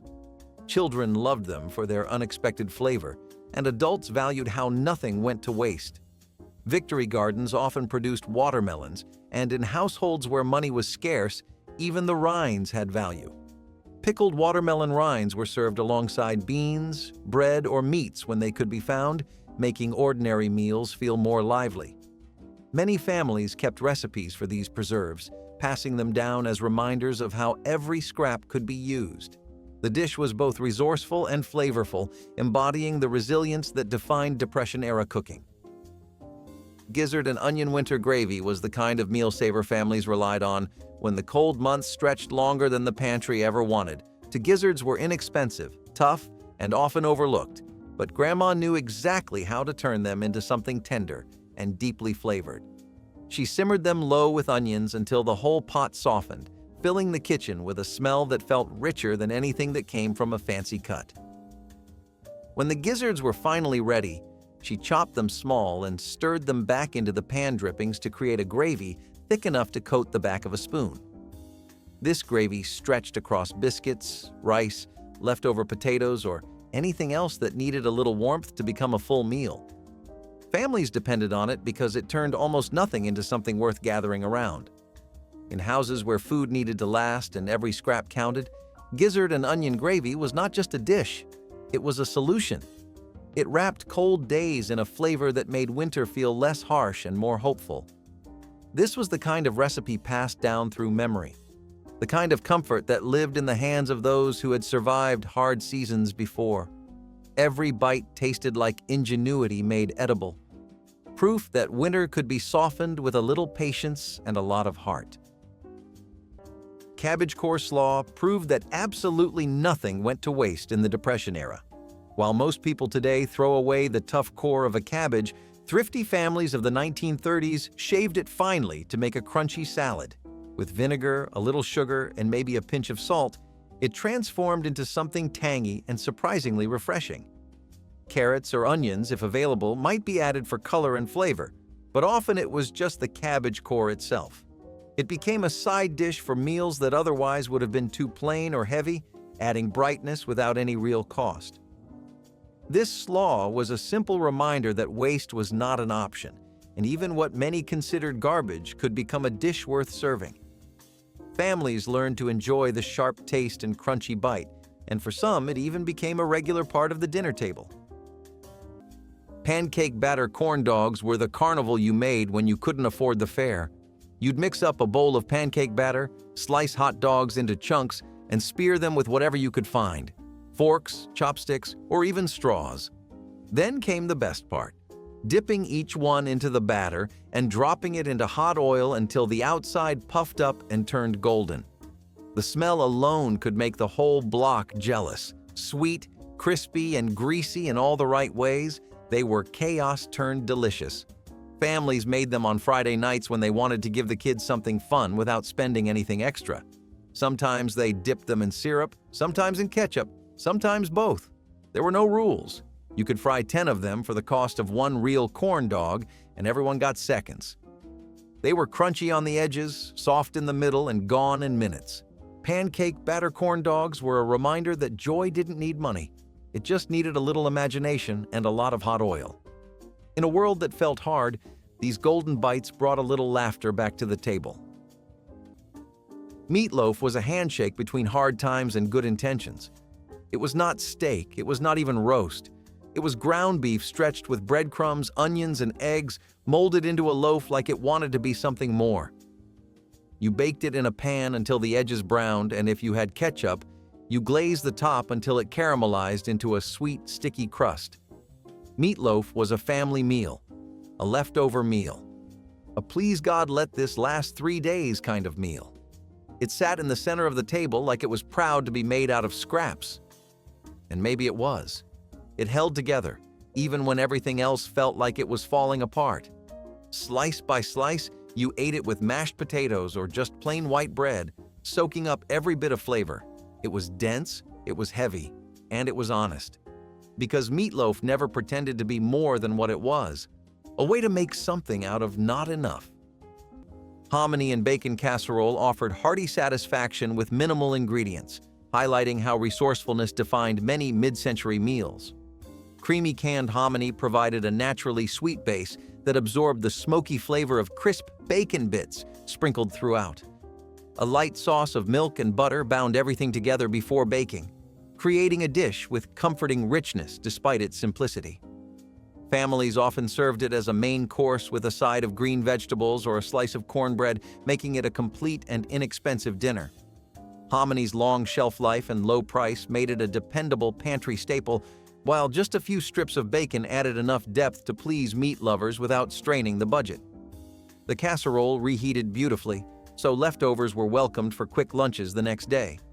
Its combination of smooth texture and smoky taste made it popular at potlucks and church gatherings where thrifty recipes were always appreciated. Hominy and bacon casserole remains a testament to how modest ingredients can deliver true comfort and memorable flavor when prepared with care and creativity. Frito pie in its cafeteria style was the chaotic, crunchy, messy masterpiece that 1960s kids absolutely adored.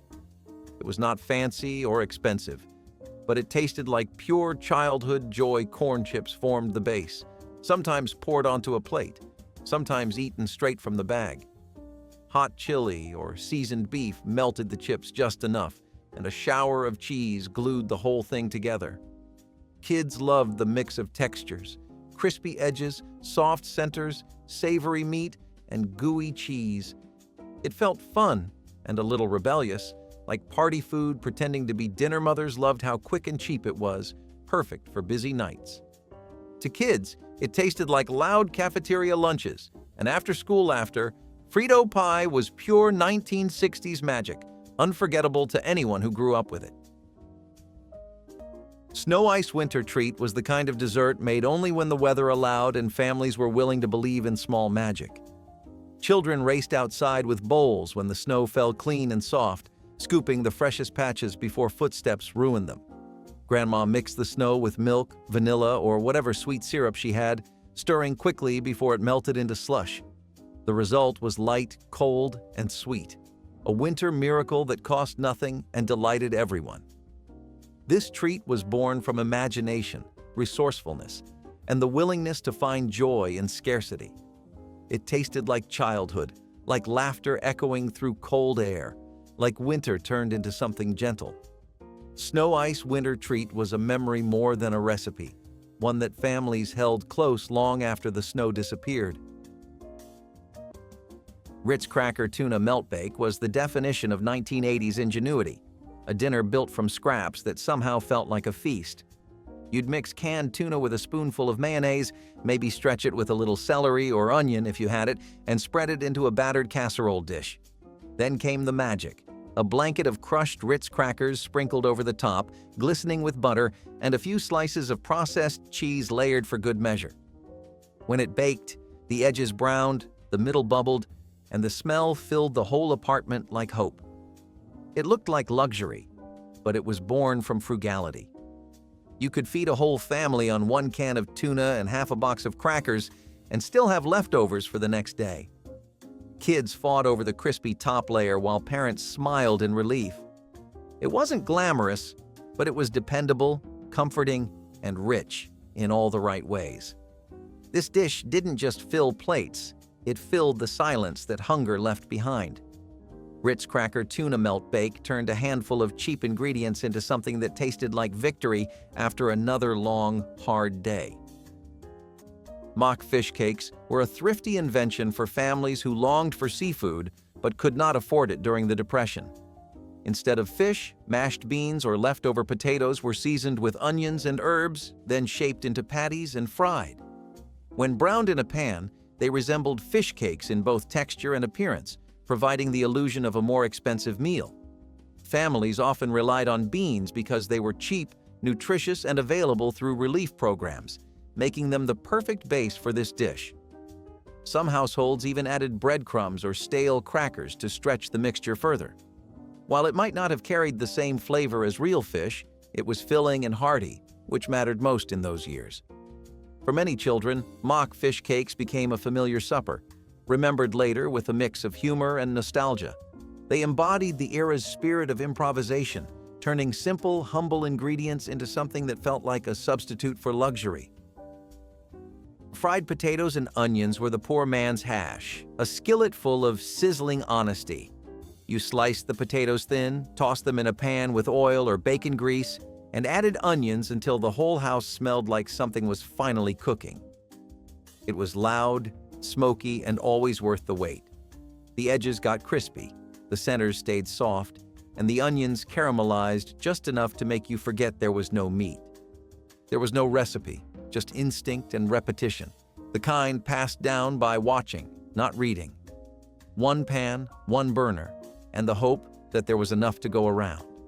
You flipped it with whatever spatula had not melted yet, served it right out of the pan, and ate it fast before the crisp turned to mush.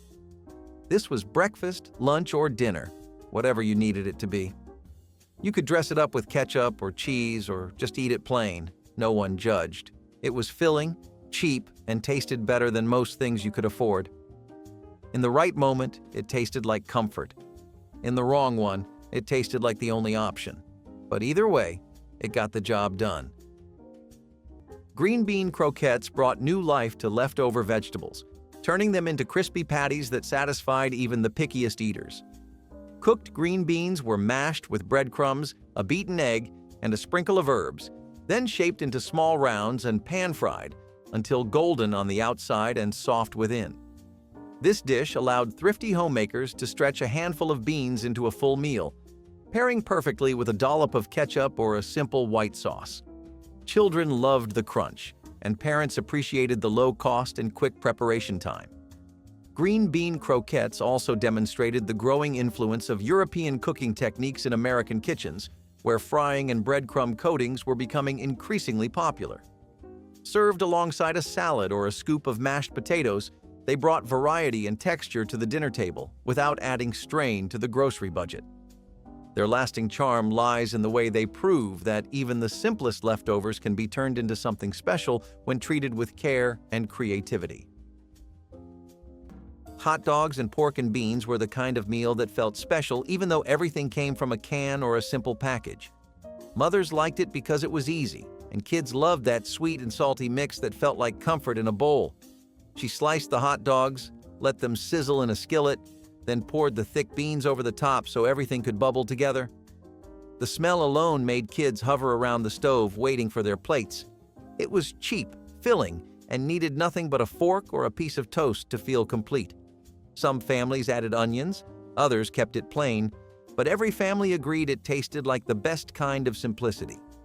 It reminded kids of slow evenings, a little extra fun, and moments when something ordinary felt exciting. Hot dogs and pork and beans were joyful, easy, and exactly what childhood dinners were supposed to feel like. Fried hoe cake dumplings were born from the scraps of dough left behind after making bread or cornbread. Nothing was wasted in winter. Grandma pinched off the excess dough and dropped it straight into boiling broth where it puffed and softened. The dumplings soaked up flavor while staying tender inside, becoming small pockets of warmth in every bowl. They stretched a pot of stew into a full meal, turning a few ingredients into enough for everyone at the table. These dumplings were simple, but they carried the ingenuity families needed to make winter feel less harsh. They tasted like resourcefulness, comfort, and home. Cabbage and bean soup was the workingman's dinner, a pot full of nourishment that cost next to nothing. Cabbage gave it sweetness, beans provided the protein, and a handful of spices made it taste like more than it was. Some used white beans. Others used pintos or lentils, whatever they had in their pantry. Everything simmered together until the beans were tender and the cabbage silky soft. The result was thick and hearty, perfect for dipping bread or biscuits. It was food that did not apologize for being simple because it had no reason to. It filled stomachs, warmed hands, and left no one hungry. It carried the faint sweetness of cabbage and the quiet depth of beans cooked slow. Oatmeal patties came from mornings when waste was unthinkable and every leftover had a second act. Cold oatmeal from breakfast would be mixed with an egg, maybe some flour, and fried up like pancakes in a sizzling pan. They crisped on the outside and stayed soft in the middle, smelling faintly of cinnamon or whatever sugar you'd stirred in before. It was the kind of breakfast that made sense in tight times. You already had it, so why not make it better? You could spread a little syrup on top or just eat it plain, standing at the stove with the spatula still in your hand. Kids didn't complain. They thought it was new, not recycled. Families who grew up poor never forgot oatmeal patties because they represented something special, making the most of what was left.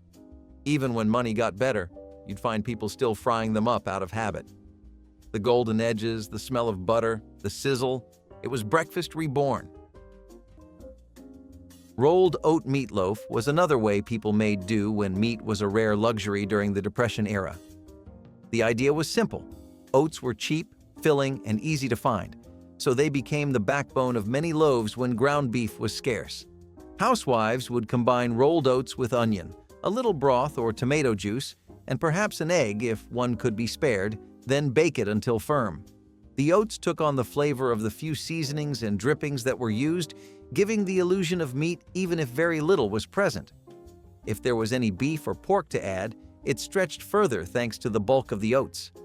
Served with gravy made from pan drippings or even a thin tomato sauce, it could feel hearty enough to pass for the real thing. Many families came to appreciate the flavor and comfort it provided, even without meat. Porcupine meatballs sounded fun, until you realized the only thing spiky about them was the desperation they were made from.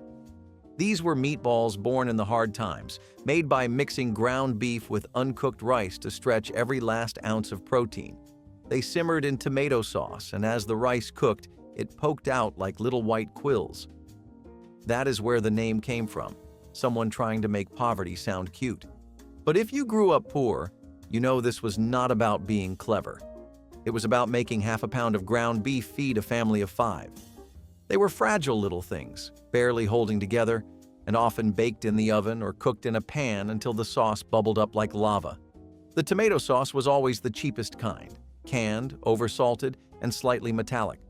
But it masked the blandness, and that was the goal. Sometimes people added onions or eggs if they had them. Most of the time, it was just the basics: rice, meat, and sauce.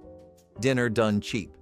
If you ever sat at the table with 3 meatballs and a slice of bread, you knew what this meal meant. It was survival with a side of improvisation. Crispy fish sticks with ketchup were the oven-baked heroes of weeknight dinners, especially when mothers needed something quick that still felt fun. Kids knew the sound of the frozen sticks hitting the metal tray, stiff and pale before the oven worked its magic. As they baked, the smell grew warm and inviting, and kids would check the window for that golden edge that meant the crunch would be perfect. Mothers loved them because they were cheap, easy, and guaranteed to stop complaints. When the tray came out, kids rushed to the table with their plates ready. The first bite always had that satisfying crunch, followed by soft fish inside. Dip after dip into ketchup made the meal feel playful, like a tiny restaurant experience right at home. Fish sticks tasted like relaxed evenings, simple comfort, and just enough excitement to make dinner special. Kids begged for them because they never felt boring no matter how often they appeared. They were cheap, cheerful, and unforgettable. Caraway cabbage stew showcased the old-world flavors that many American families rediscovered in the 1960s while keeping costs firmly under control. Shredded cabbage simmered slowly with potatoes, onions, and a sprinkling of aromatic caraway seeds until the vegetables softened and the broth turned fragrant. The caraway lent a gentle licorice note that lifted the humble ingredients, creating a stew that was both comforting and unexpectedly complex. A small amount of butter or oil added richness without driving up the price, and the dish required only a handful of pantry staples to feed a crowd. Many families with Central or Eastern European heritage embraced this recipe as a taste of tradition, while others simply enjoyed its hearty simplicity. Served with rye bread or a slice of cornbread, caraway cabbage stew delivered warmth and satisfaction during cold months. It remains a reminder of how immigrant flavors blended seamlessly into American home cooking, offering deep taste and nourishment from ingredients that were inexpensive, widely available, and easy to store through the winter. Cold spaghetti omelet transformed yesterday's dinner into a surprising lunch treat that delighted thrifty church cooks. Leftover spaghetti, often sauced lightly with tomato, was folded into beaten eggs, seasoned with black pepper and a touch of grated cheese, then poured into a hot skillet. As it cooked, the pasta strands settled into a golden crust while the eggs puffed gently around them. The omelet was flipped once to achieve a crisp exterior and a tender interior that sliced easily into wedges. Served at room temperature, it traveled well and stayed tasty even after hours on the picnic table. This dish reflected the inventive spirit of home cooks who refused to waste a single noodle and proved that a satisfying meal could come from simple leftovers. Children enjoyed the playful texture, while adults appreciated the hearty flavor that paired perfectly with fresh greens or sliced tomatoes from the church garden. It stood as a testament to resourcefulness and the belief that no blessing, however small, should ever be thrown away. Canned pineapple sandwiches were the kind of sweet and savory mystery that only the 1980s could have invented. You'd take 2 slices of plain white bread, spread mayonnaise on both sides, and add a shiny yellow ring of canned pineapple straight from the tin. Sometimes people added a sprinkle of salt or a dash of chili powder, but most kept it simple: soft bread, creamy mayo, and the sharp sweetness of fruit. The pineapple juice would soak through the bread just enough to make it sticky and tender. It was a strange combination that shouldn't have worked, yet somehow it did. Families who couldn't afford lunch meat still had a way to make something that tasted like effort. The contrast of tangy and smooth, salty and sugary made it oddly addictive. Kids might roll their eyes at first, but one bite usually turned into 2. It was the kind of meal made when paychecks came late and grocery lists ran short, and yet it still managed to feel cheerful. Canned pineapple sandwiches became a quirky comfort across small towns and big cities alike, reminding everyone that even strange pairings can taste like hope. Carrot marmalade was a sweet spread that helped families feel like they had something luxurious for breakfast, even in the toughest years of the Depression. Sugar was precious, but when it could be managed, grated carrots simmered down with citrus peel made a bright orange jam that tasted far richer than its ingredients suggested. Citrus itself was not always available, so many recipes leaned heavily on the carrots, using peel or extract when possible. The finished marmalade was thick, fragrant, and easily spread across homemade bread or crackers, turning simple staples into something that felt festive. Children loved its sweetness, and parents appreciated how it stretched a handful of carrots into enough jam to last for several mornings. Many community cookbooks published carrot marmalade recipes, encouraging families to rely on what they could grow in gardens. It was a dish that turned scarcity into creativity, and for many households it became a small comfort that brightened otherwise plain and repetitive meals. Canned ravioli was the Italian dinner that came in a can and never asked for praise. You popped open the metal lid, poured the heavy red sauce into a pot or a bowl, and microwaved it until it bubbled around the edges. The smell was artificial, the sauce too sweet, and the ravioli too soft, but none of that mattered, because it was food. And sometimes that was the only requirement. Chef Boyardee was not a chef in your kitchen, he was a lifeline, a shortcut to something that felt like a meal even if it came from a shelf instead of a stove. You ate it straight from the bowl, sometimes with a slice of bread to soak up the sauce. Other times, just a fork and a quick prayer that no one noticed how many nights in a row you were eating the same thing.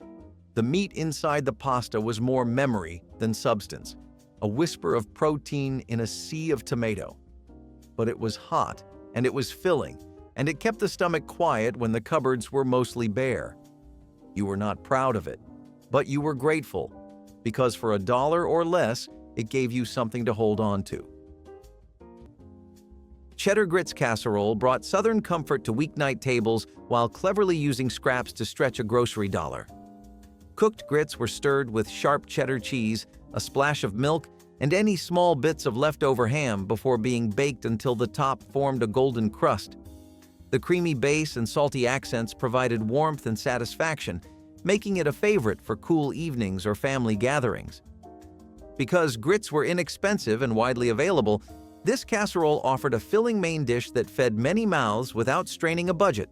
Home cooks often prepared it in the morning and reheated it for supper, appreciating how well it held its texture. Children loved the mild cheese flavor, while adults enjoyed the hearty, stick-to-your-ribs appeal. Paired with a green salad or simple stewed tomatoes, the dish delivered balanced comfort with little expense or effort.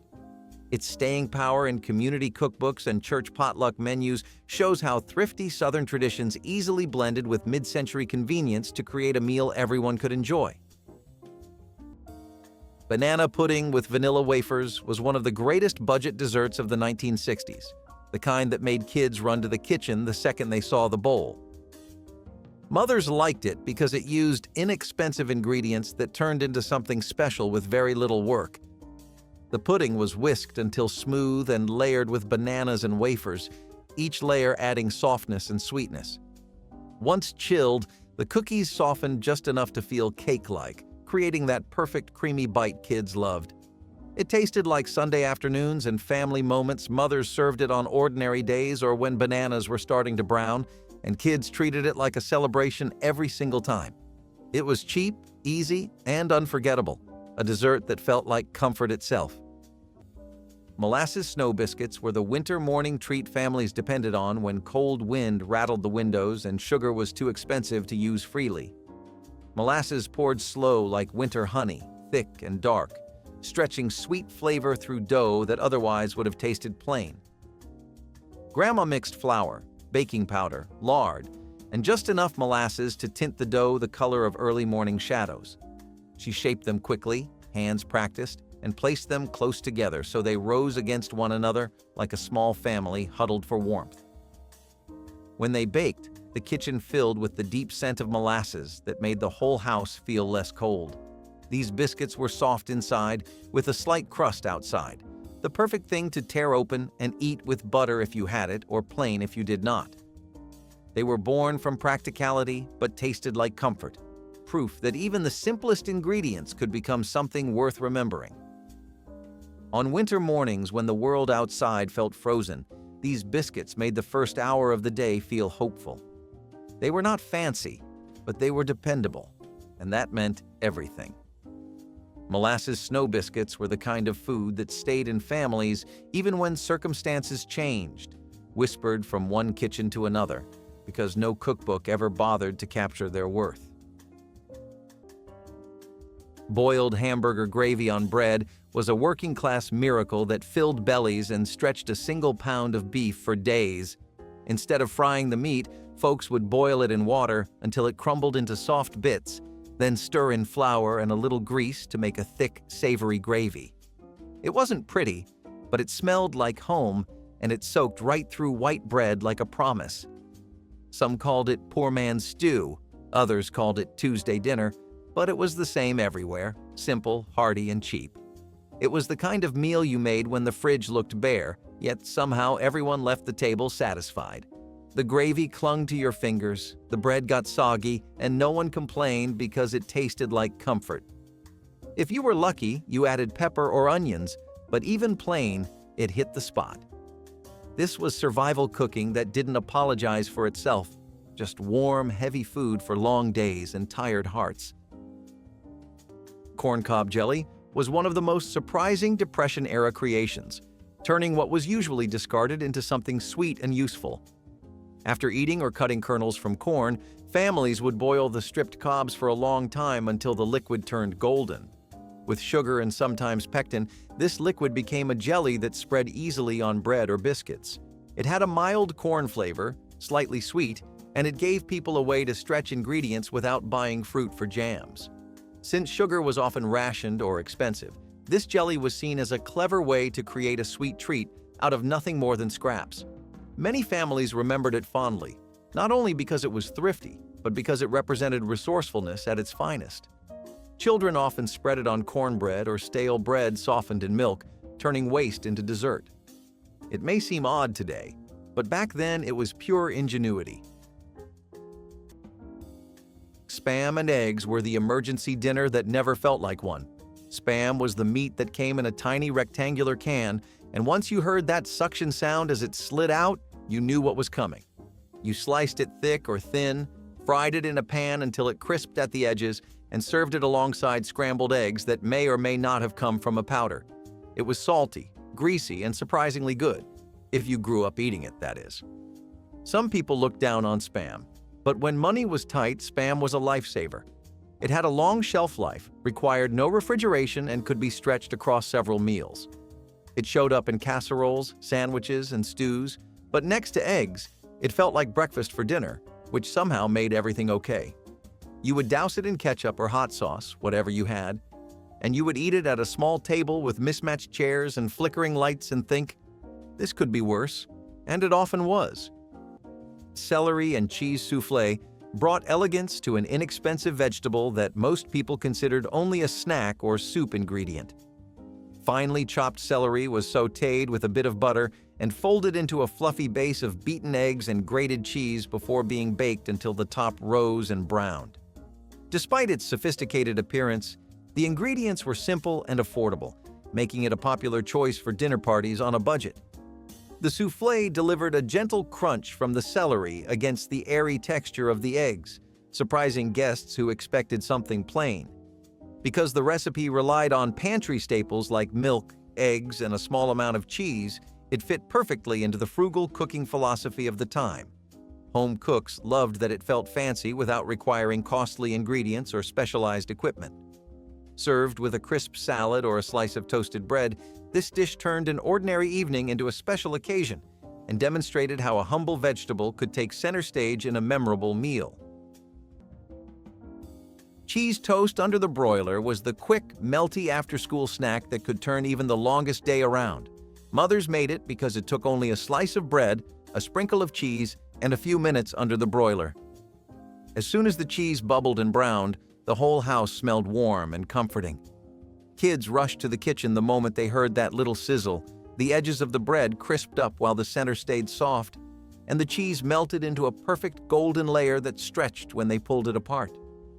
It was simple, cheap, and endlessly satisfying. Mothers appreciated that it filled hungry kids fast without requiring a full meal. Kids begged for it because it felt indulgent, even though it was made from the most basic ingredients. Cheese toast was the kind of small pleasure that defined 1960s afternoons, warm and familiar in all the right ways. Rice and raisin warm bowl breakfast was the winter morning hug families turned to when the cold settled into the floorboards. Old rice from the night before was never wasted. Grandma reheated it with butter, milk if she had it, and a handful of raisins or whatever sweet thing was within reach. The pot warmed slowly, thickening into a soft, comforting bowl that filled the kitchen with a cozy scent. It was simple, cheap, and filling. The kind of breakfast that kept children warm on the long walk to school. Families did not need instructions to make it. They only needed memory. This warm bowl tasted like care, like a small kindness given before the day demanded more than anyone wanted to give. It made winter mornings feel gentler. Mustard greens spaghetti was a southern experiment that worked better than it had any right to. You'd boil spaghetti noodles, toss them in a pan with wilted mustard greens, and hit it with a dash of hot sauce for punch. The greens were bitter, the pasta plain, but somehow it came together into something hearty and bold. It was the perfect marriage of Italian thrift and southern grit. Some folks added a spoonful of margarine to mellow the greens. Others went heavy on the spice to make it sing. It was an accidental recipe that spread through kitchens where fresh produce was rare and creativity was required. Mustard greens spaghetti might sound strange to anyone who didn't live through lean years, but for those who did, it was genius. It filled your stomach and left you proud you'd made something out of almost nothing. It was humble food with heart, and that made it better than any restaurant plate. Peanut soup was a filling option that came straight out of the need for protein when meat was too expensive or unavailable. Ground peanuts simmered with water or milk created a creamy, nutty broth that was surprisingly hearty. Onions, celery, or a bit of leftover potato might be added to give it body, but the peanuts did most of the heavy lifting. The flavor was rich enough that it almost felt indulgent, even though it cost very little to prepare. Served with cornbread or biscuits if available, it could stretch into a complete meal for an entire family. Many households in the South relied on peanuts as a cheap crop, and this soup was a natural way to put them to use. For many children who grew up during the Depression, peanut soup became a nostalgic memory of warmth and survival, showing how simple ingredients could stand in for things they could not afford. Cabbage and rice bake was an act of comfort disguised as frugality. Leftover rice met cabbage and beef in a casserole dish, topped with breadcrumbs or a drizzle of milk to keep it moist. It baked until tender, the top golden, the smell rich and homey. This dish was how families turned scarcity into satisfaction. It filled bellies without emptying wallets, and its leftovers reheated even better the next day. Many cooks flavored it with paprika, garlic, or tomato, each one adding their own touch of love.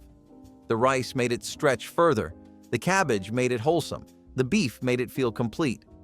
Served in deep scoops with bread and butter, it was more than a meal. It was reassurance that even hard times could taste good.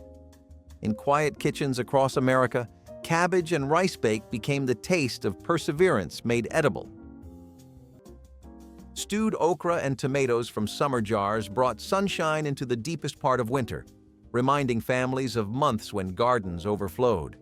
When cold weather settled in and fresh vegetables vanished from stores or became too expensive, those jars sitting in the pantry felt like pure gold. Grandma opened them with a soft pop, poured everything into a pot, and let it simmer with onions, spices, and sometimes a little bacon grease. The okra softened into tender pieces that thickened the stew naturally, while the tomatoes added brightness that cut through winter gloom. This dish tasted like stored-up hope, sunlight sealed tight and saved for the months when the world outside felt gray and unforgiving. It was not fancy, but it was precious, a reminder that careful planning and steady hands could carry a family through any season. Stewed okra and tomatoes tasted like resilience captured in a jar. Which working man's dinner from your family's table do you miss the most? Share your memories in the comments, hit that like button, and subscribe so we can keep these hard-working traditions alive.